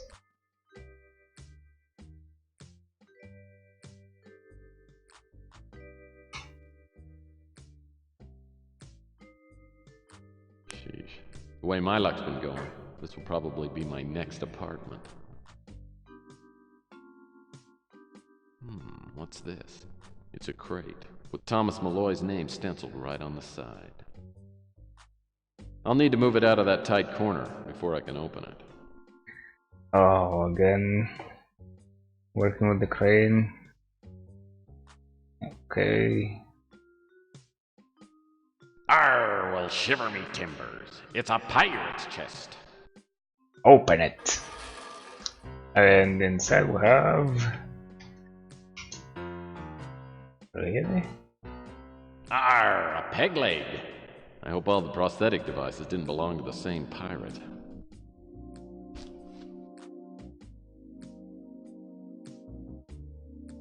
Sword looks pretty sharp. It's probably the reason for the peg leg. That's not it. Okay.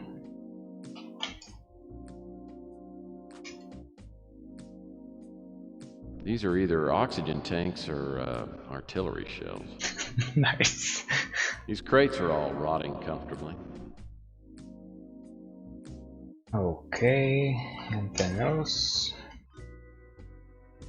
So many crates.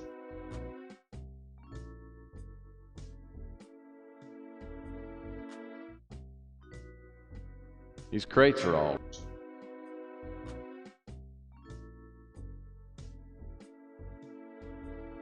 control box.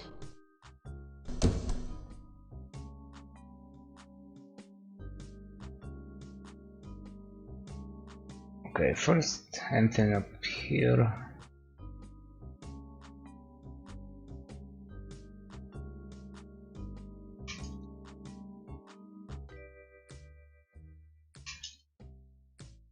That box looks like it's empty.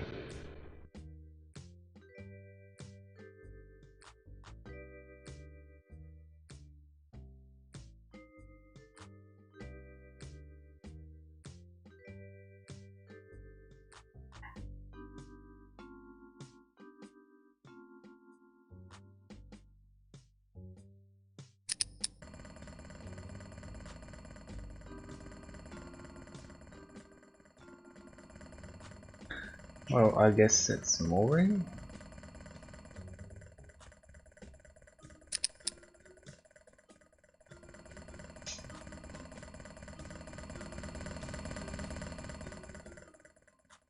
So when he say he needs to move it or something, is it attached now? Nobody knows.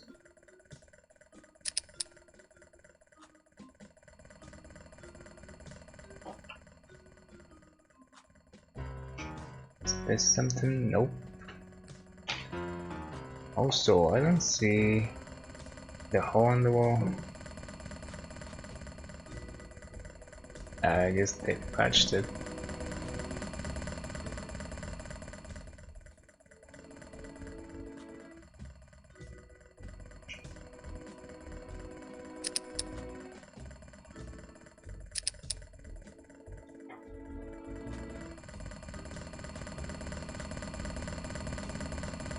This ring looks strong enough to lift the crate. I'll need to move it out of that tight corner before I can open it. Okay.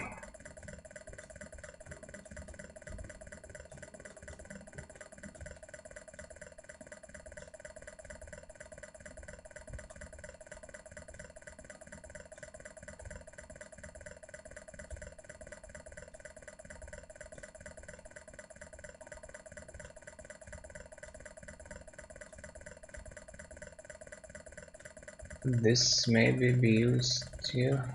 Yes. Alright.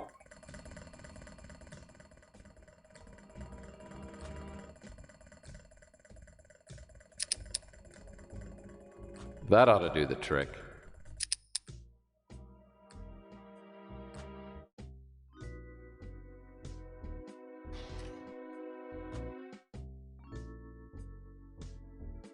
Plains of Nazca. I don't see any airplanes. It's a rug or a wall hanging.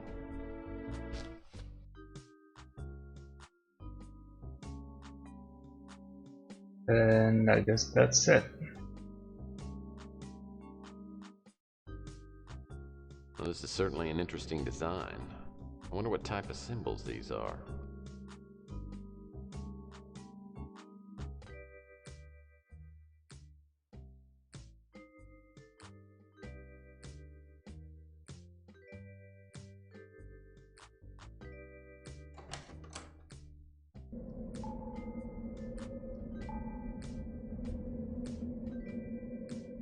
Okay, now I'm supposed to go to the flamingo.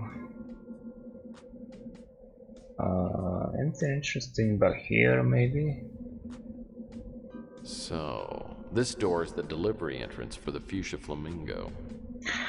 Oh, I think this what the key was for.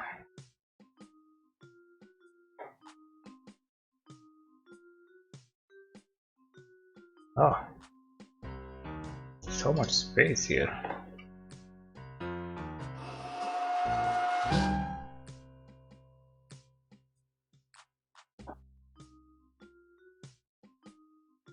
Okay, and this leads to...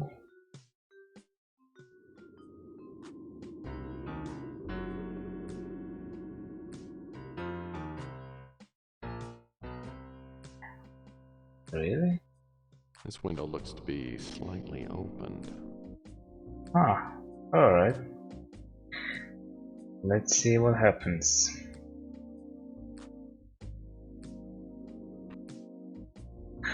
Oh my god. Alright. Makes sense, I guess.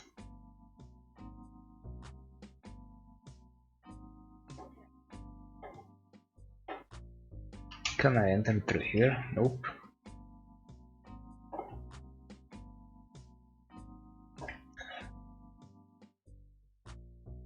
Anything interesting here? Not really. Ooh, what is this? Looks like a metal rod. Maybe an antenna. Take it. This antenna isn't busted. I might be able to extend it. There we go. What for? Yes, we'll see later. It's all locked up. Yep.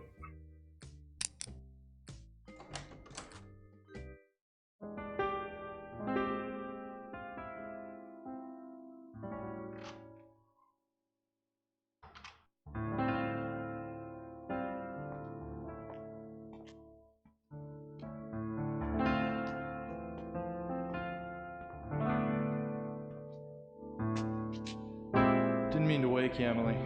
I'm sorry.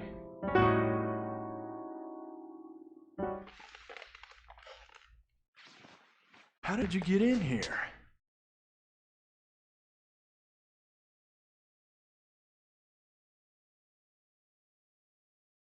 Well, I just came through the door over yonder.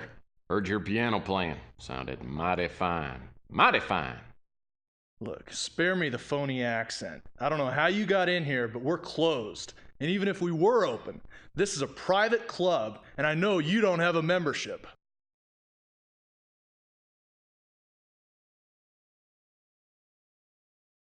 Well then, I guess maybe I ought to get a membership. I doubt you could afford it. For you, it's $5,000. Still interested?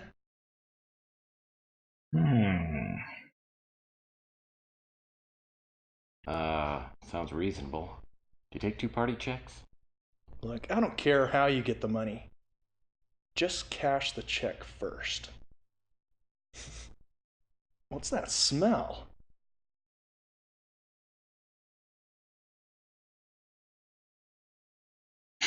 Do you like it? It's called Party Hard by Fabergé. Don't screw around with me. Where's that smell coming from?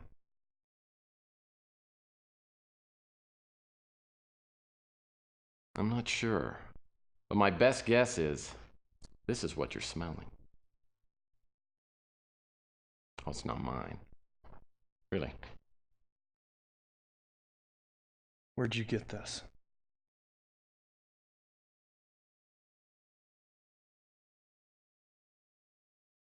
Well, I found it next door at the Ritz. That's where I live, and I've been trying to find out who it belongs to. I'll make sure it gets to the right person. Now, why don't you run along before I call the cops? Well, I'm not sure, but I think Mr. Leach and I hit it off pretty darn well. At least he told me what I wanted to know. Emily lives at the Flamingo. Now I'll just have to find another way into the club, get past that big mutant. Maybe Chelsea could help.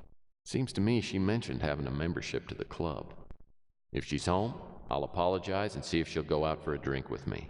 Maybe at the Fuchsia Flamingo. Okay.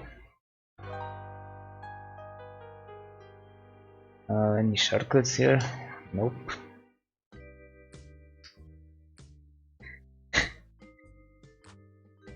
Navigation sometimes is really hard to do. Okay, well, she's not here. Back again, Murphy. If you're here to ask for another loan, you can forget it. I guess it's not too important, but still. Well, if it wasn't for me, he'd still be camping out in the dumpster. I told him I was going to charge him rent, and he moved up to Coit Tower. Well, I don't know where he got the money to open his chocolate stand. He probably stole it. Never heard the name in my life. That imbecile. He's been trying to make problems for Louis. He doesn't eat meat and thinks anyone who does is a barbarian. Moron. Hello, Pokemon guy. Welcome.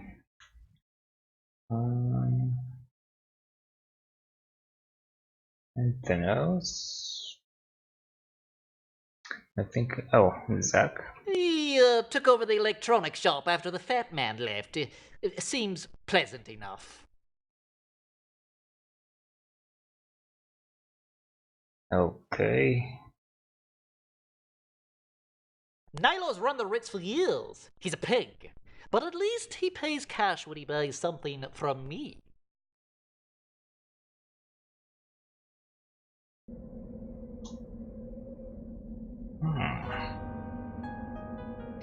Let's see, what does Louis have to say? How's your case coming along? Anything I can do to help? Yes, I guess you could not ask for your money.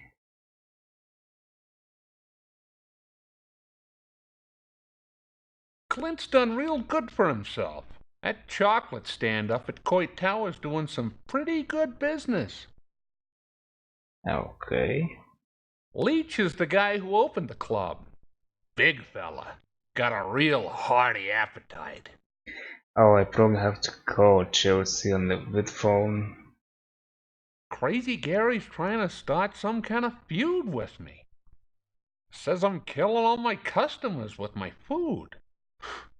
Good thing no one takes him too serious.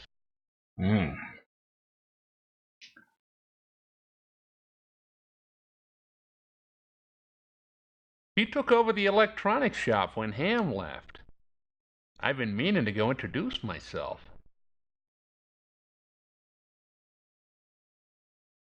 Nope, this is from 96, if I remember correctly. I guess I could ask Milo some stuff.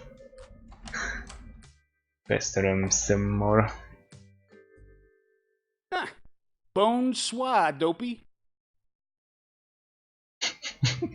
So you just gonna stand there and stare at my beautiful face?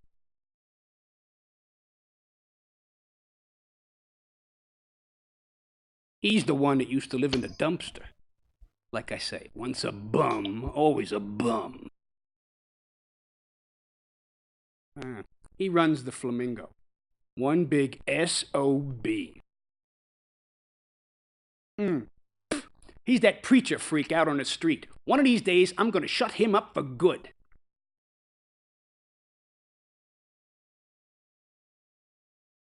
Nope. Nope. Alright, I'm out.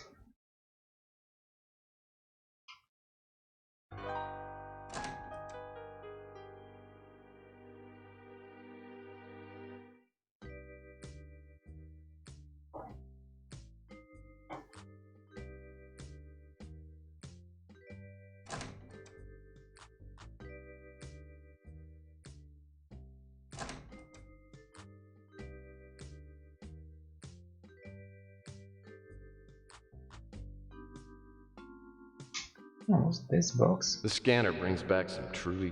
Oh, I see. Okay. I don't have Chelsea's number? Let's see what he says. Hello, Mr. Murphy. How are your efforts progressing? I have a few leads. Called to see if you could give me some additional information. I'll be happy to tell you anything I know. Okay. As I've said, I haven't seen my friend for years, and I don't believe I have any additional information that would help you locate him. The name is new to me. I can't place the name. I don't know who he is. The name is new to me. That may have been the girl that I spoke to at the university. It's my idea that that was the pseudonym that Thomas used when he worked at the university.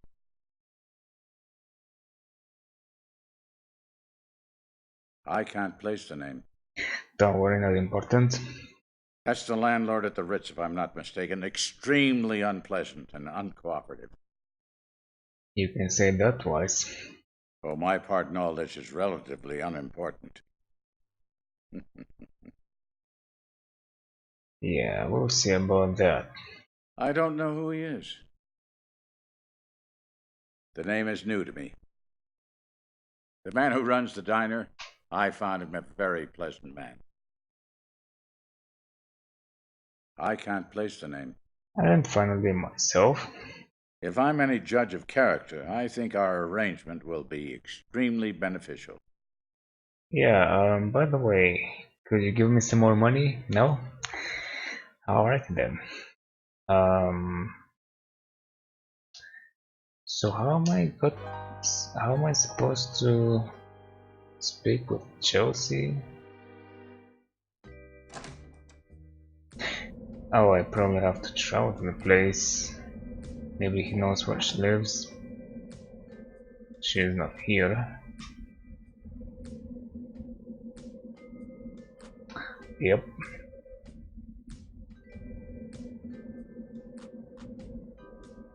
Wait, I can save here? Interesting. When I get to Chelsea's apartment at the Four Gables, there's a knot in my stomach as big as a cantaloupe. She's probably convinced I stood her up. I'll be lucky if she even talks to me.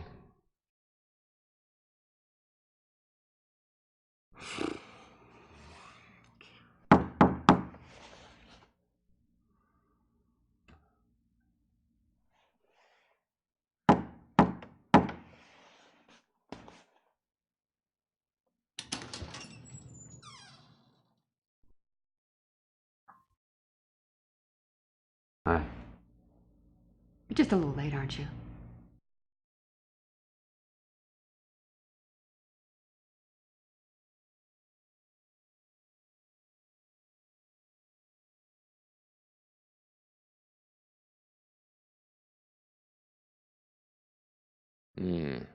That looks pretty good. Can I have a bite? No. Where were you last night? I can't believe you blew me off.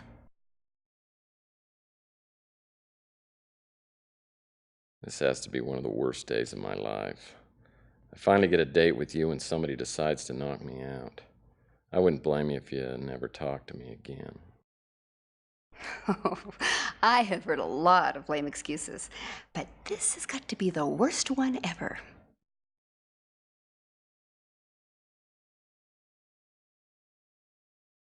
Jeez, Chelsea, give me some credit. If I were lying, I'd come up with a much better excuse. Why should I believe you?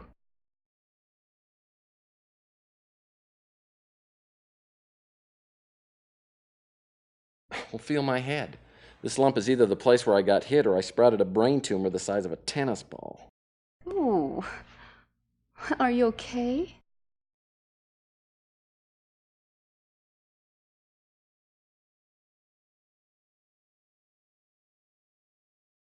Nothing a little TLC and 4 fingers of bourbon wouldn't take care of. I could use a little drink myself. Unfortunately, I'm out of everything. Where should we go? Well, how about the Fuchsia Flamingo? Funny you should mention that place. I just got a membership there last week, and I've been wanting to try it out. I wait for Chelsea to get gussied up, and then we fly down to the Flamingo. Chelsea's in a sunny mood, and I'm relieved that she's forgiven me for standing her up. Gus Leach meets us at the door. He greets Chelsea warmly, then gives me a less than neighborly look. Maybe he'd be friendlier if I were wearing a sexy black dress like Chelsea has on, but probably not. Wait, what? Not enough memory?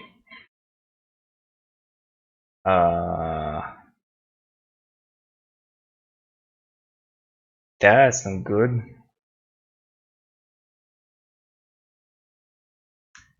Okay. This hasn't happened before.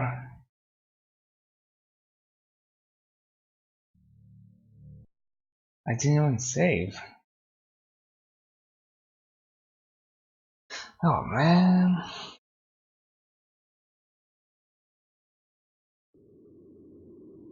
What is this? Oh, this is before I entered to that. Okay.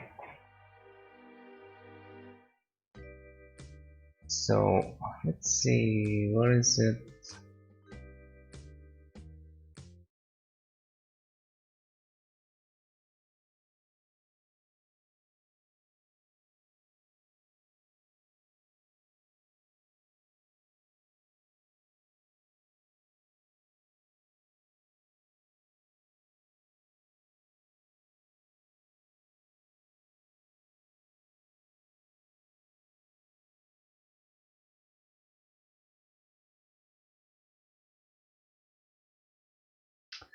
Well, I have no idea why.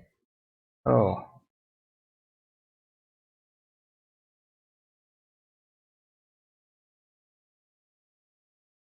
I don't remember having this problem before.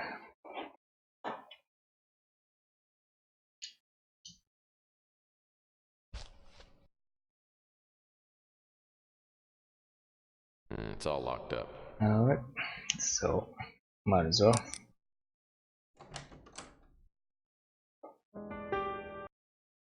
Go for it once again, a little bit fast. Well, I just can't. Look.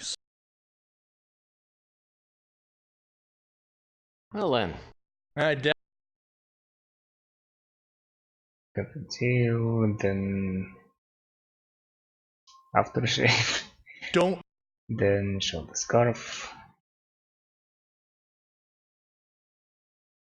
Tail straight. Well, I'm not sure, but I think Mr. Leach and I hit it off pretty darn well. At least he told me what I wanted to know. I can't skip this. Emily lives at the Flamingo. Now I'll just have to find another way into the club, get past that big mutant. Maybe Chelsea could help. Seems to me she mentioned having a membership to the club.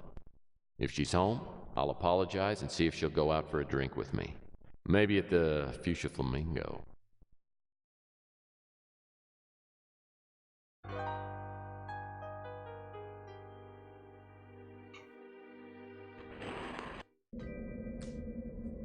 I think after that I came here.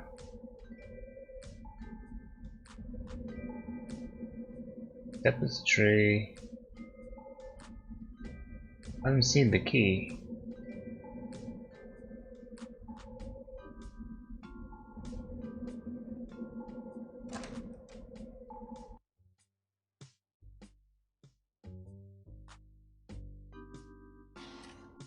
Huh. And so open and everything. Oh wait, I missed this. Looks like something fell out of Malloy's crate. Yep. Wow. What are the chances?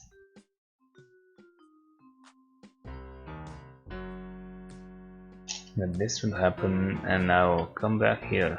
Okay, so I took these things from here. Yep, I remember now.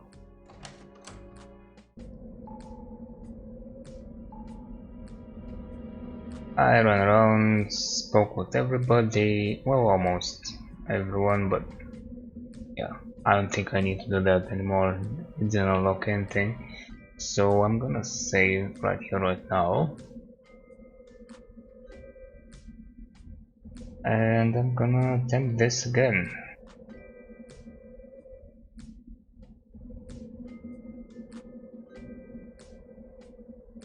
When I get to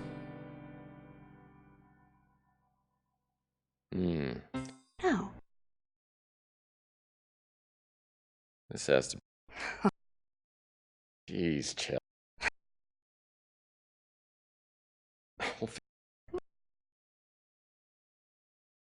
Nothing. I wait for. He greets. Okay, this worked, but I kinda unintentionally skipped, so gonna redo that part. When I get to Chelsea. So go for the ice cream. Try for some pity. Slightly offended. He's got evidence. And in need. Nothing a little TLC and. I could use a little drink myself. And Well, how about the Fuchsia Flamingo? funny you should. I wait for Chelsea to get gussied up, and then we fly down to the Flamingo. Chelsea's in a sunny mood, and I'm relieved that she's forgiven me for standing her up. Gus Leach meets us at the door. He greets Chelsea warmly, then gives me a less than neighborly look. Maybe he'd be friendlier if I were wearing a sexy black dress like Chelsea has on, but probably not. Alright, and works again.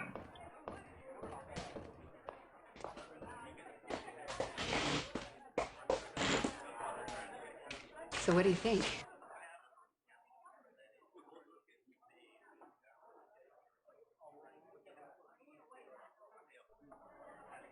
This place shows a complete lack of taste. $25 to check my coat and hat. I like it, though. I think it's great. But then, of course, I've always been attracted to blatant tackiness. Should I take that personally? Take it any way you like. Do you remember yesterday I told you I had something I wanted to tell you? Yeah. Well, lately I've been thinking more about us.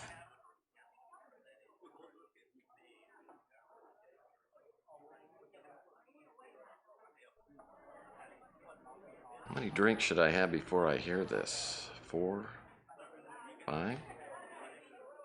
I have to admit, up until a couple of weeks ago, I thought you were just another smug and sensitive bag of male hormones. I couldn't even figure out why I was attracted to you. Until I decided it was just another misguided response and me feeling like I was getting old.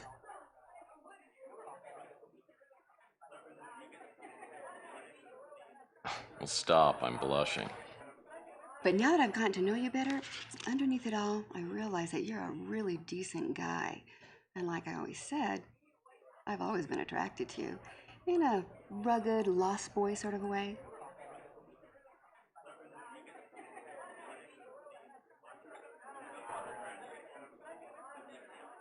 Let me get this straight. All I've had to do is wait until you turn 30.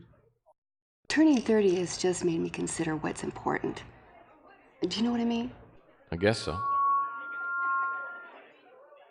Ladies and gentlemen, the Fuchsia Flamingo proudly presents your entertainment for this evening. Now, please give a warm welcome for luscious Lucy Love.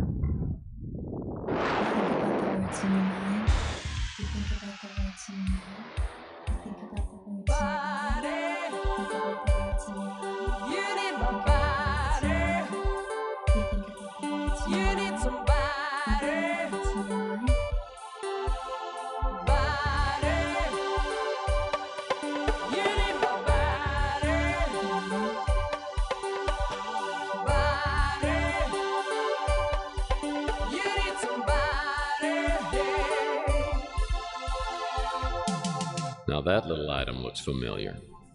It's the brooch and scarf I found in Malloy's room. Leach must have returned it to its rightful owner, I guess. Nice to meet you, Emily. Simple thoughts and dirty love takes a pounding from above. You were married before, right? You never talk about it. Well, it's more like the Inquisition than a marriage. People tell me to go to hell. I tell them I've already been there. Well, would you ever try it again? I mean, with someone new. Boy, Louie was right. This girl is a knockout. Maybe a little heavy on the makeup, but still. Whoa. Man, I gotta find a way to ask her some questions about her boyfriend, Malloy. Unfortunately, Leach hasn't taken his eyes off me since I came in. Maybe Chelsea could distract Leach for a minute, and then I could... No. She probably wouldn't understand why I wanted to meet Emily in her room. Paging Mr. Murphy, do I need to repeat the question? Huh? No. You were talking about marriage? Would I do it again? Well...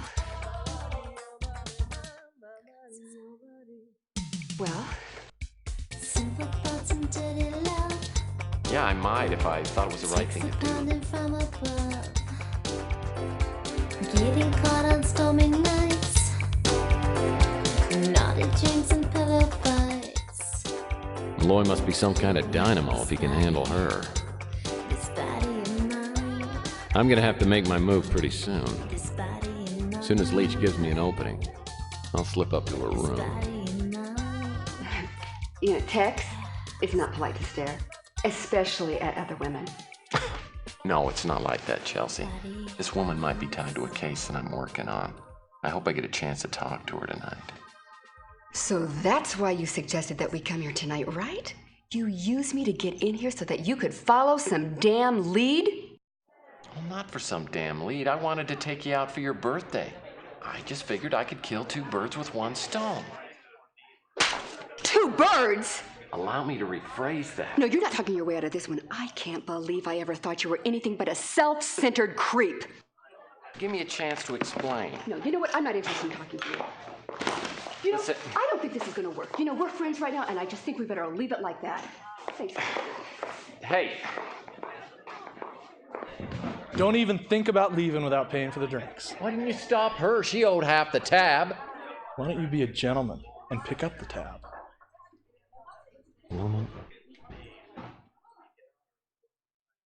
Well, the bright side is now I don't have to explain to Chelsea why I'm going to make a break for Emily's room. I go back to the table and wait for Leach to be distracted. When my opportunity appears, I head towards the facilities, then hang a quick right and hurry up the stairs.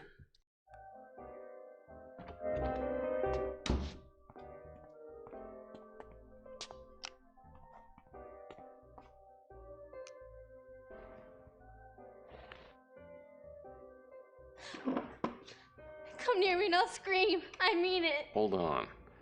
I just need to talk to you for a minute. What do you want? My name's Tex Murphy. I'm looking for Thomas Malloy. I know you. Have we met? No, you're a detective, right? Listen, I have to get ready for my next set. Why don't you have a seat right over here?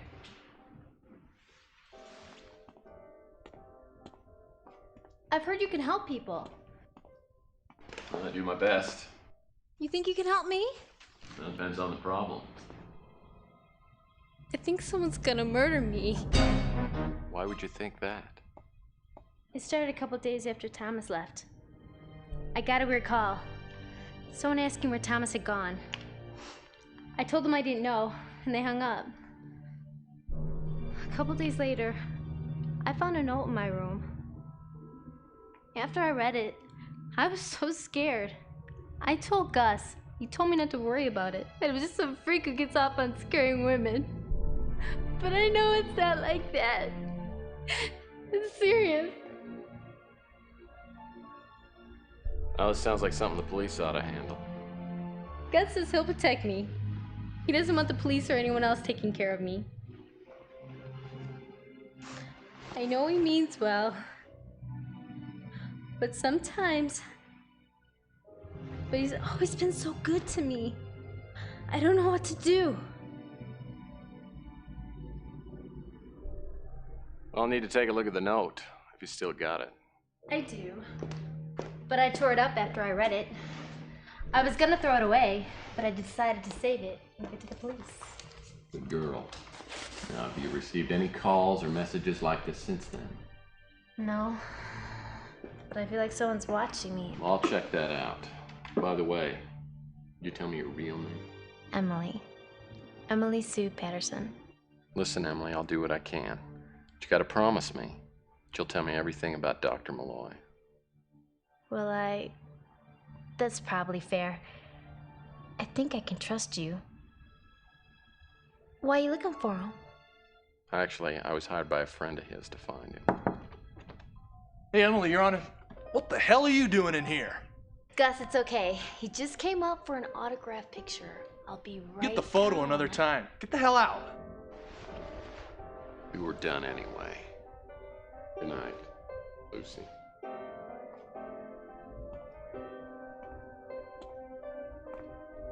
Don't bother going back to your table. Just keep on walking right out of my club. If I seen the flamingo again, I'll break your legs. Well, my bar tab's on the table. Guess that means the drinks are on you. Night, Leach.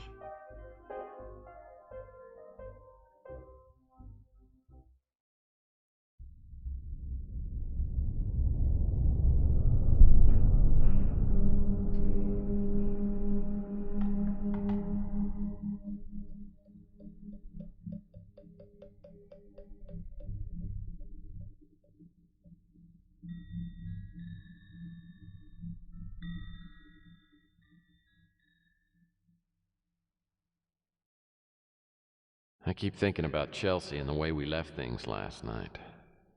Should I call her and apologize again? Let her cool off for a while. And maybe I've blown it with her for good. Small consolation is I got into the Flamingo, spoke to Emily, and have the note she gave me, which I'm hoping will give me a new lead to locating Malloy.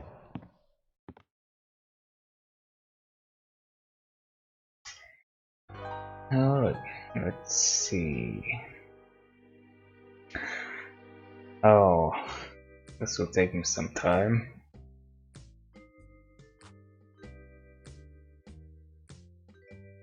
Yeah, just maybe like that. And this too.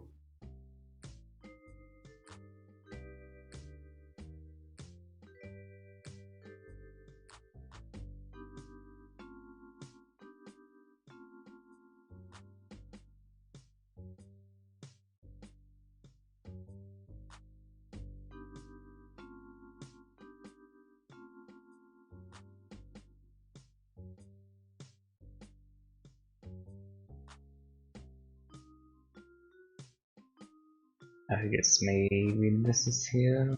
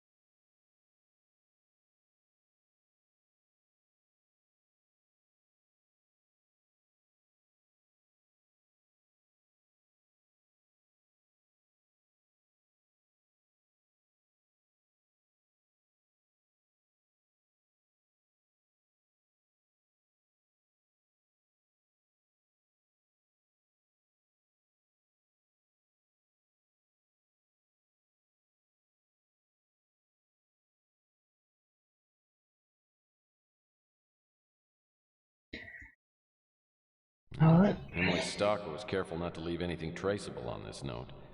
The only distinctive thing about it is the black arrow symbol.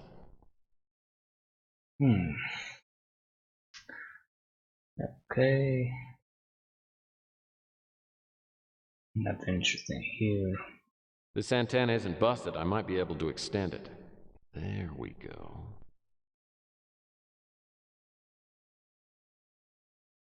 So that's so nice. I guess I should ask everybody about the black arrow, maybe.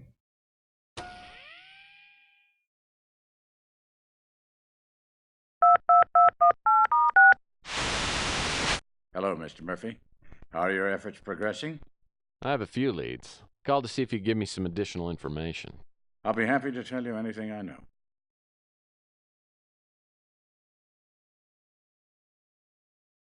Unless it's related to finding Dr. Malloy, I don't believe that I can give you much assistance.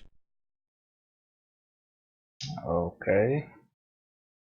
I can't help you with that. I guess I should also go speak with her. The name is new to me. That may have been the girl that I spoke to at the university. As I've said, I haven't seen my friend for years. It's my idea that that was the pseudonym that Thomas used when he worked at the university. Oh, my part in all this is relatively unimportant.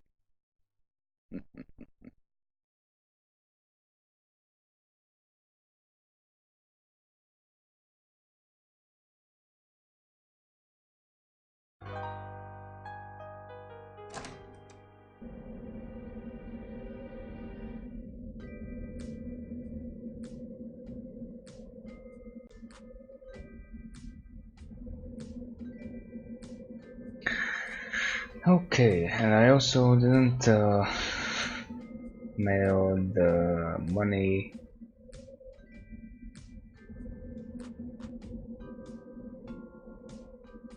Uh-oh. Moral dilemma. To mail or not to mail? That is the question. Yep.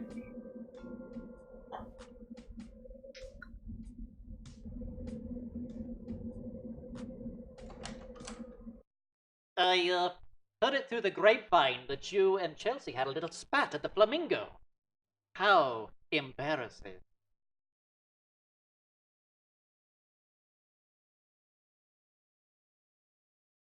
Yeah, almost as embarrassing as your outfit. When was the last time you washed that shirt? There's nothing wrong with my shirt, and if you don't have anything constructive to say, get out. Well, I have something constructive to ask about. You expect me to know about that? Yes. Ooh, I wonder if I can maybe talk to the chief? I've heard that a stranger's been seen lurking around the neighborhood lately. I figured it was just you getting your jollies. No. Next question.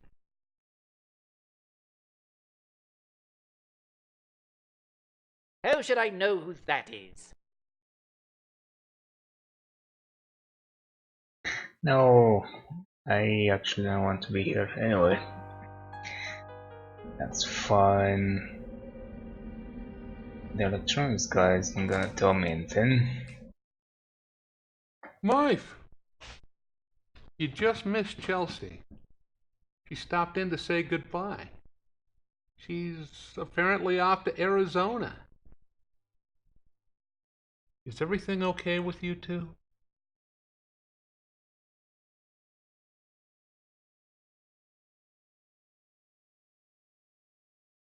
Kinda hard to tell. Chelsea being a woman and all. Well, she and I talked for a bit. She's having a rough go of it.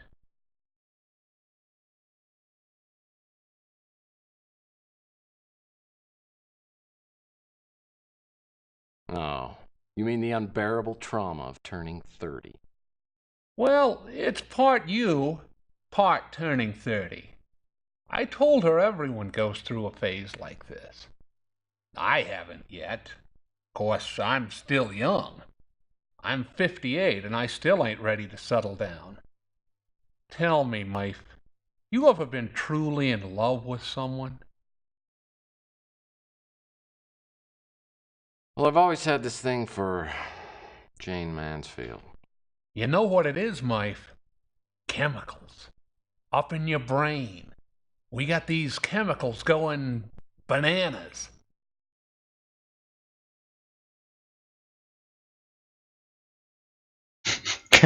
Bologna. Look, it's not my fault. They told me it was oregano. Origami? You shouldn't be eating at those sushi places anymore. Not those chemicals. The kind that turn men into idiots whenever they're around women. My point is, falling in love don't mean a lot.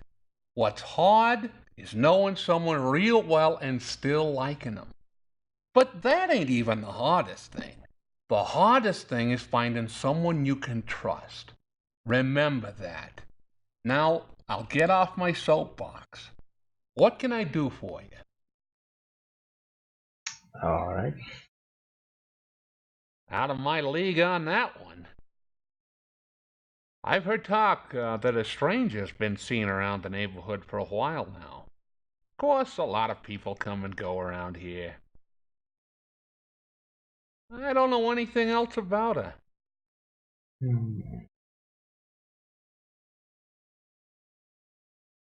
She took over the electronics shop when Ham left. I've been meaning to go introduce myself. Alright. Travel. Yep, I can go to the police station. I'm gonna first speak to Some unlucky other soul people. lost his wallet. Oh, okay. So, my landlord dropped his wallet, and it's full of cash. Of course, I could return it.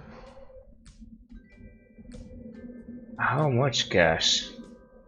And that's not much. I think that's like 100. Why would you wanna return it? Is he gonna do us any more favors?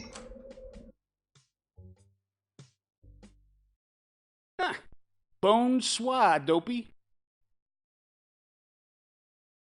So you just gonna stand there and stare at my beautiful face? Nope. Don't know a thing about it. I ain't familiar with that name. Okay. I wonder if Crazy Gary knows about that stuff.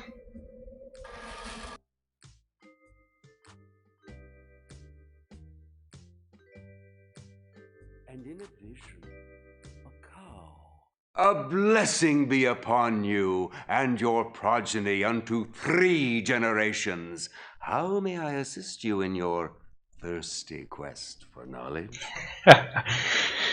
Thirsty is right. My ignorance is regrettable. My ignorance is regrettable. That appellation is foreign to me. Okay, never mind.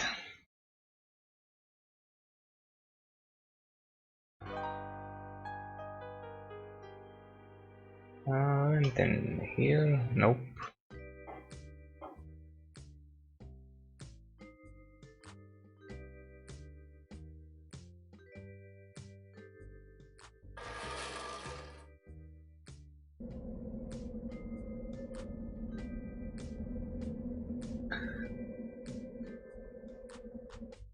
I heard you're working on some kind of mystery. I'd like to meet the sap that hired you.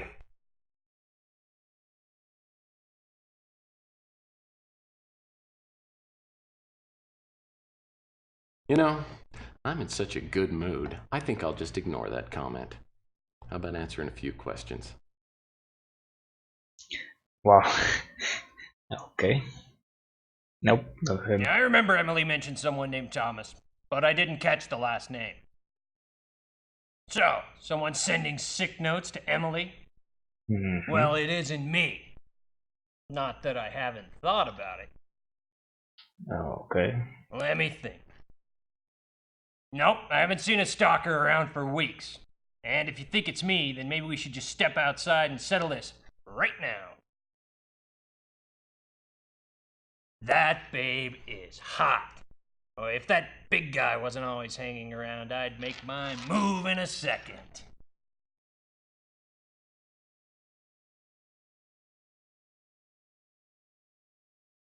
He's that new guy running the electronics shop. Mm-hmm. Alright, off to the police station then. Oh, I should probably save. I haven't done so in a while. I've known Lieutenant Mac Malden for years, and occasionally we help each other out. Like a few months ago, when I gave Mac a tip on finding Rusty the Clown's body in the funhouse down the street from the Ritz. Well, as I live and breathe, it isn't Tex Murphy, my little VI pal.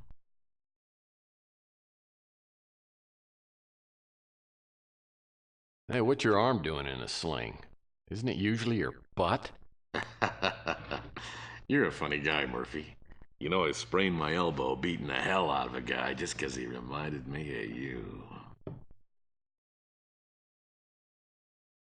Rusty reminder. And I think you're forgetting who tipped you off about finding Rusty's remains at the funhouse and got you named Cop of the Month. I didn't forget, though I'd like to. So what do you want? Don't know anything about it. Take a look at this note. Damn. Did you get this? I got it from a client. What can you tell me about it? You ever hear about the Black Arrow Killer? It's vaguely familiar, but refresh my memory. Oh no, you're on your own in this one. You take care of yourself. That's dangerous territory.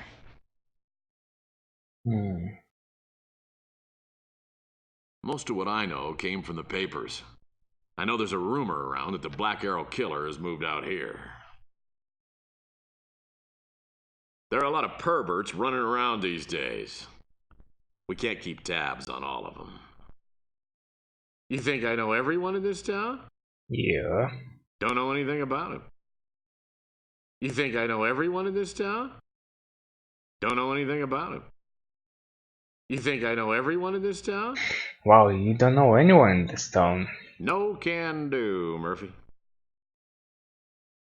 Don't know anything about it. I'm doing just fine. Now that Joanne's left me, it's like a whole new, beautiful world. You think I know everyone in this town? Don't know anything about it. You think I know everyone in this town? I met him when we were investigating the pawn shop robberies. Seemed like a decent guy. Louis makes the best chili in town. Unfortunately, it doesn't fit in with my new low-fat, high-fiber diet. Sorry. You're not my type, if that's what you're asking.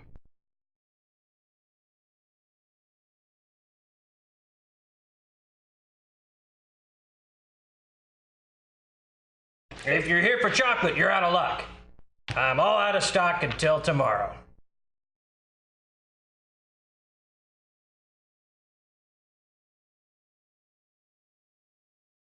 Well, the way that one good eye is all glazed over, I'll bet you've been eating up all the profit.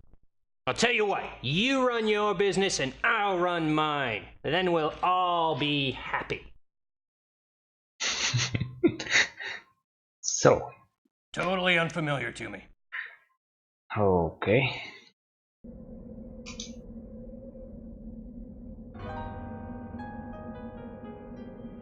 Is this maybe open? Rusty's front door is sealed off with a cop lock. There's no way I can get in without unlocking it. Oh, he says a couple of maybe the electronics shop could help me.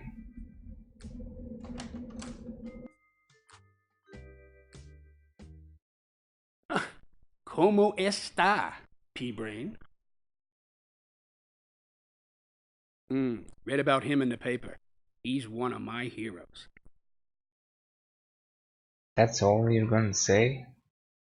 Wow, okay.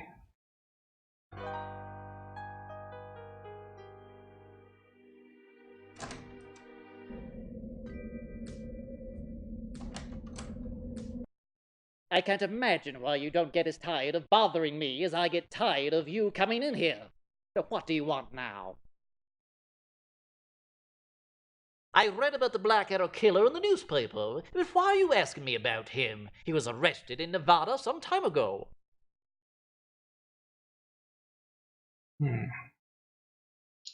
Okay.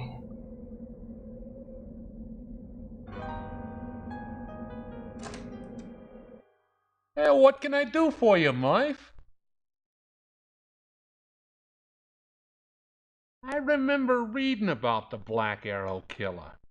Someone was covering the story in the Bay City Mirror.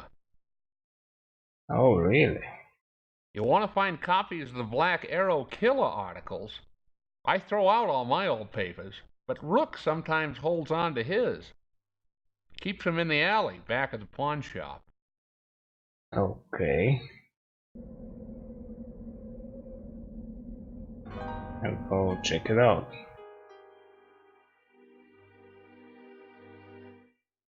Couldn't be here, maybe? Nope.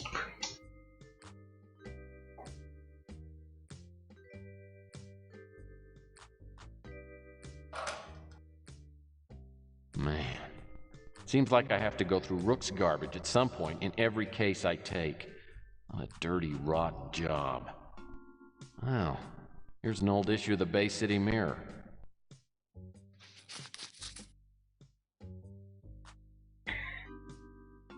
Alright.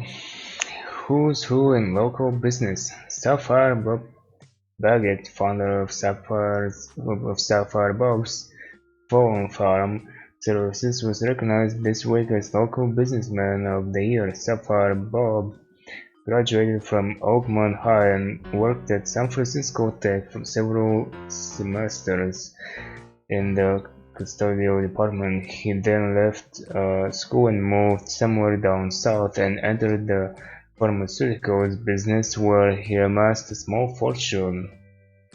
Sapphire Bob met his current wife, Trixie, on a business trip to Las Vegas. Maybe this is the Trixie Tex is referring to? And they were married after a storybook 3-hour romance. The happy couple moved back to the city by the bay a year and a half ago and started up a lucrative telemarketing business. Sapphire Bob is quick to attribute his success to others. If it weren't for the hard work of my employees, I wouldn't be making squat. Our congratulations go out to Sapphire Bob and those fortunate enough to work for our Local Businessman of the Year. Alright. Mutant Coalition announces Mutant Pride celebration. The Mutant Coalition has petitioned Mayor Lander to designate April the 2nd as Mutant Pride Day. According to Mutant Coalition Grand Cuba Lepo Davis, Mutant Pride Day will be celebrated regardless of whether the mayor makes it official or not. Events slated for April the 2nd include a parade, a pie eating contest, and a three-legged race. There must be at least 2 participants. In addition, local musical groups will perform. The lineup includes Brains and Eggs, Meat Whistle, and the Bacchanals, who are sure to sing their big hit "We're So Right, We're Left." Alright. Puppy Shoes of Man's Leg. AP Rochester, NY native Pablito Esmed woke up last week to find that Barkley, his 3-month-old Labrador Retriever, had chewed his leg completely off. According to Mr. Esmed, he'd been up late the night before drinking mucha tequila and passed out on his living room sofa. He didn't realize the leg was gone until he tried to stand up the next morning. Immediately after falling to the floor, Mr. Eastman noticed Barkley playing with the leg. The impromptu amputation wasn't all bad though. I've been trying for many years to lose weight, said Mr. Eastman, now weighing in it at a slowed 195 pounds. He is scheduled to leave the hospital today. Exclusive: The Black Arrow Killer Strikes Again by Lucia Purnell. In what appears to be a carbon copy of the serial murders committed in Arizona and Nevada over the past 2 years, a young woman has been murdered in New San Francisco. Police are not releasing any information at this time, including the name of the victim. This reporter has learned, however, that evidence was found at the crime scene which indicates that the Black Arrow Killer has struck again. Reports from several months ago hinted that the police had finally caught the serial murderer in Nevada. This was never confirmed or denied, though this recent tragedy seems to prove that the killer is still on the loose. We will provide all possible information when it becomes available. Okay. Sports. Gortz on Sports by Al Gortz Jr. The big news today, of course, is the arrest of Mano Manosokis, the power-hitting catcher for the Bay City Mutants.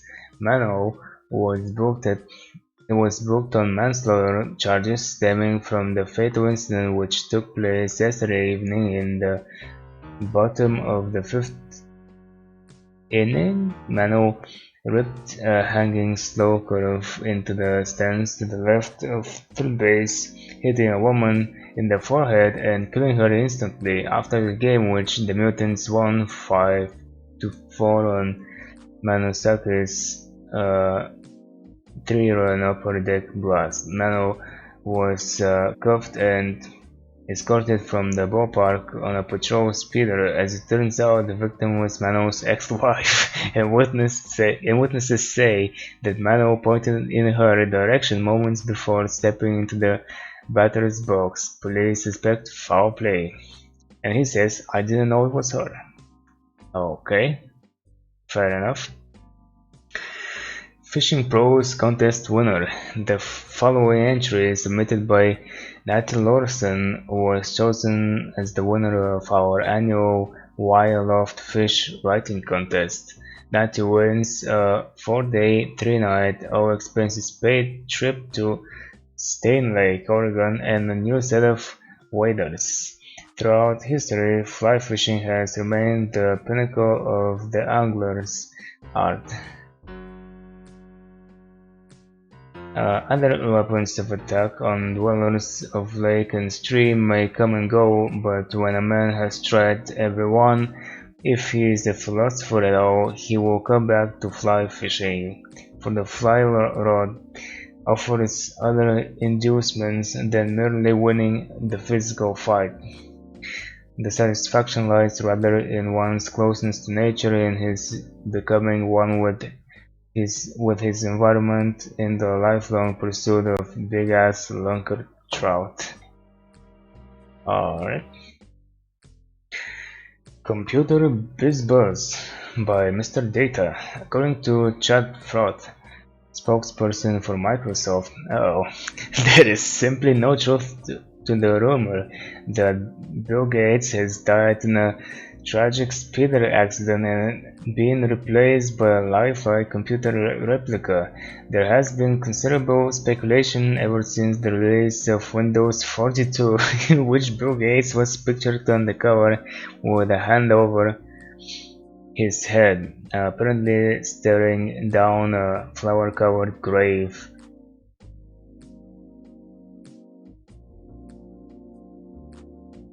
Oh, and this is fueling, I guess. Fueling the Bill is Dead rumor are several snippets which can be heard if the new Microsoft Golf CD #1 is played backwards on a CD player.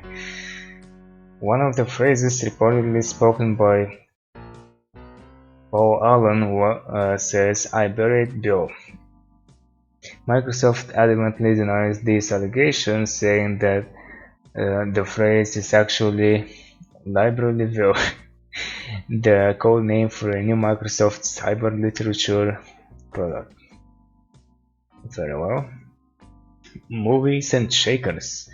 Bruce Willis, still fit and spry at age 91, is set to star in Die Hard 18, still alive and kicking. Willis says that this will be the last and most exciting movie in the popular cinematic series.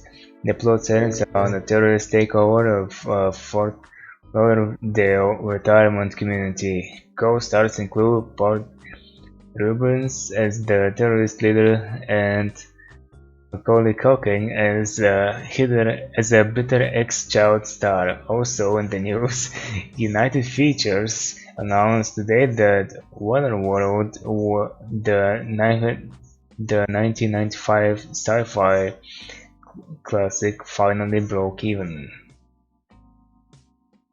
Daylight savings shift still hot topic. Wow.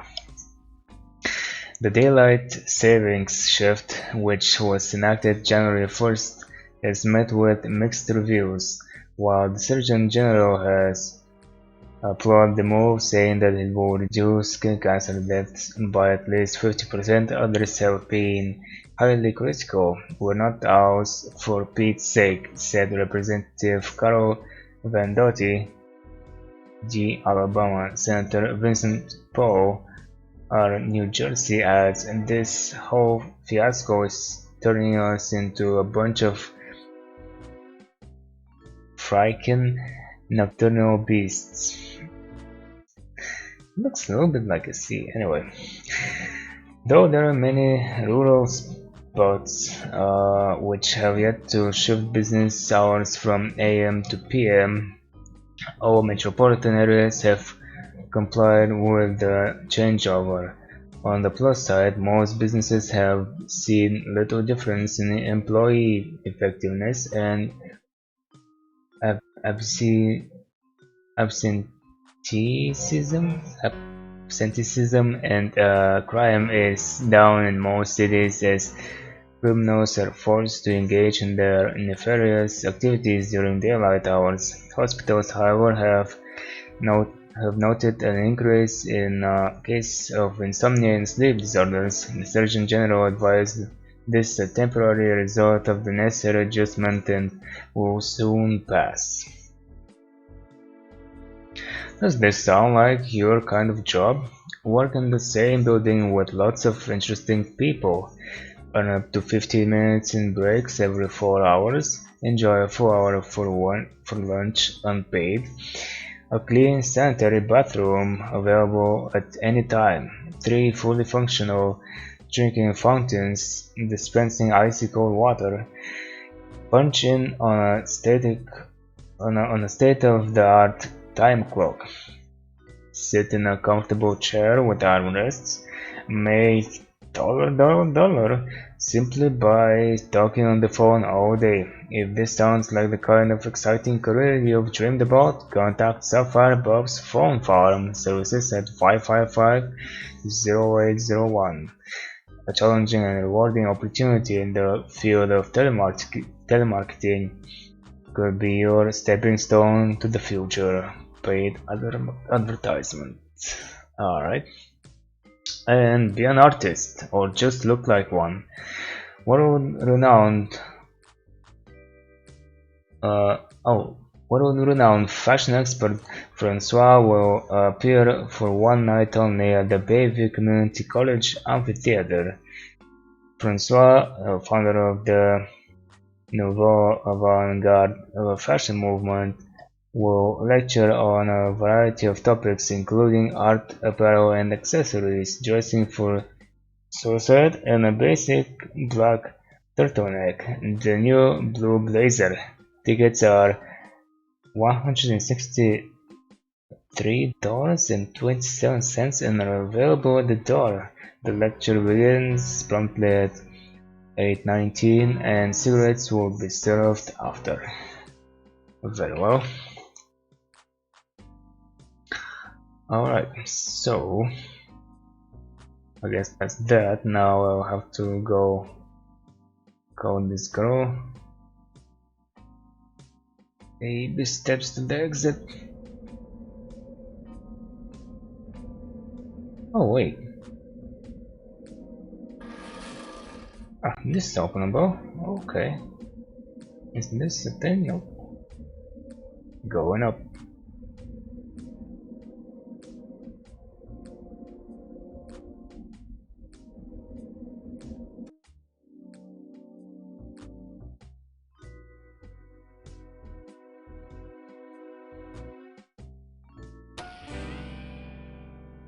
Oh, I can't call her. Wait. I only got her name. Never mind. Going back to investigate. Hey, maybe the chief will know.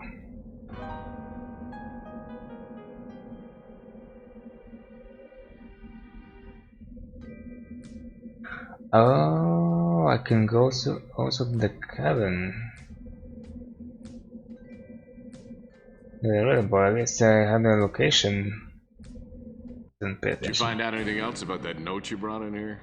Some, but I'll give you the details later when I got some extra time. I came by to get some more information from you.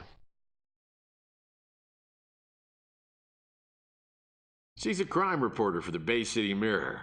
If anything, she's more irritating than you are. Anything more? No? Okay. Some help you are. How can I help you, Mike?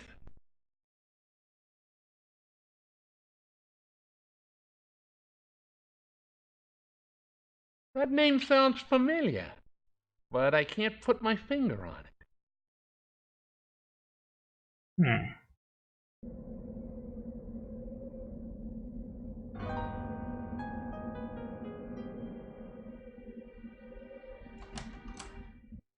Back again, Murphy. If you're here to ask for another loan, you can forget it. I remember Lucia Purnell. Quite a strong-willed young woman. She works for the Bay City Mirror and came to interview me right after my shop was broken into. I have her business card here if you want to contact her. Nice.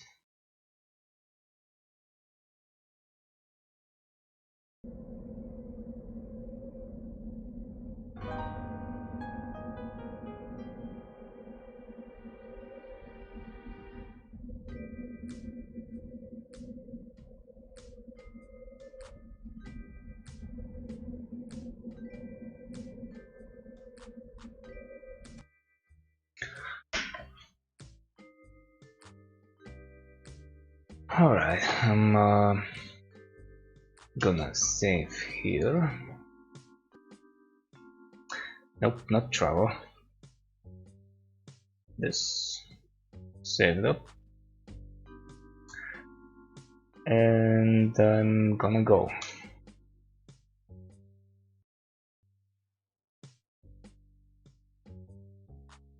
So, thank you for watching and see you next time.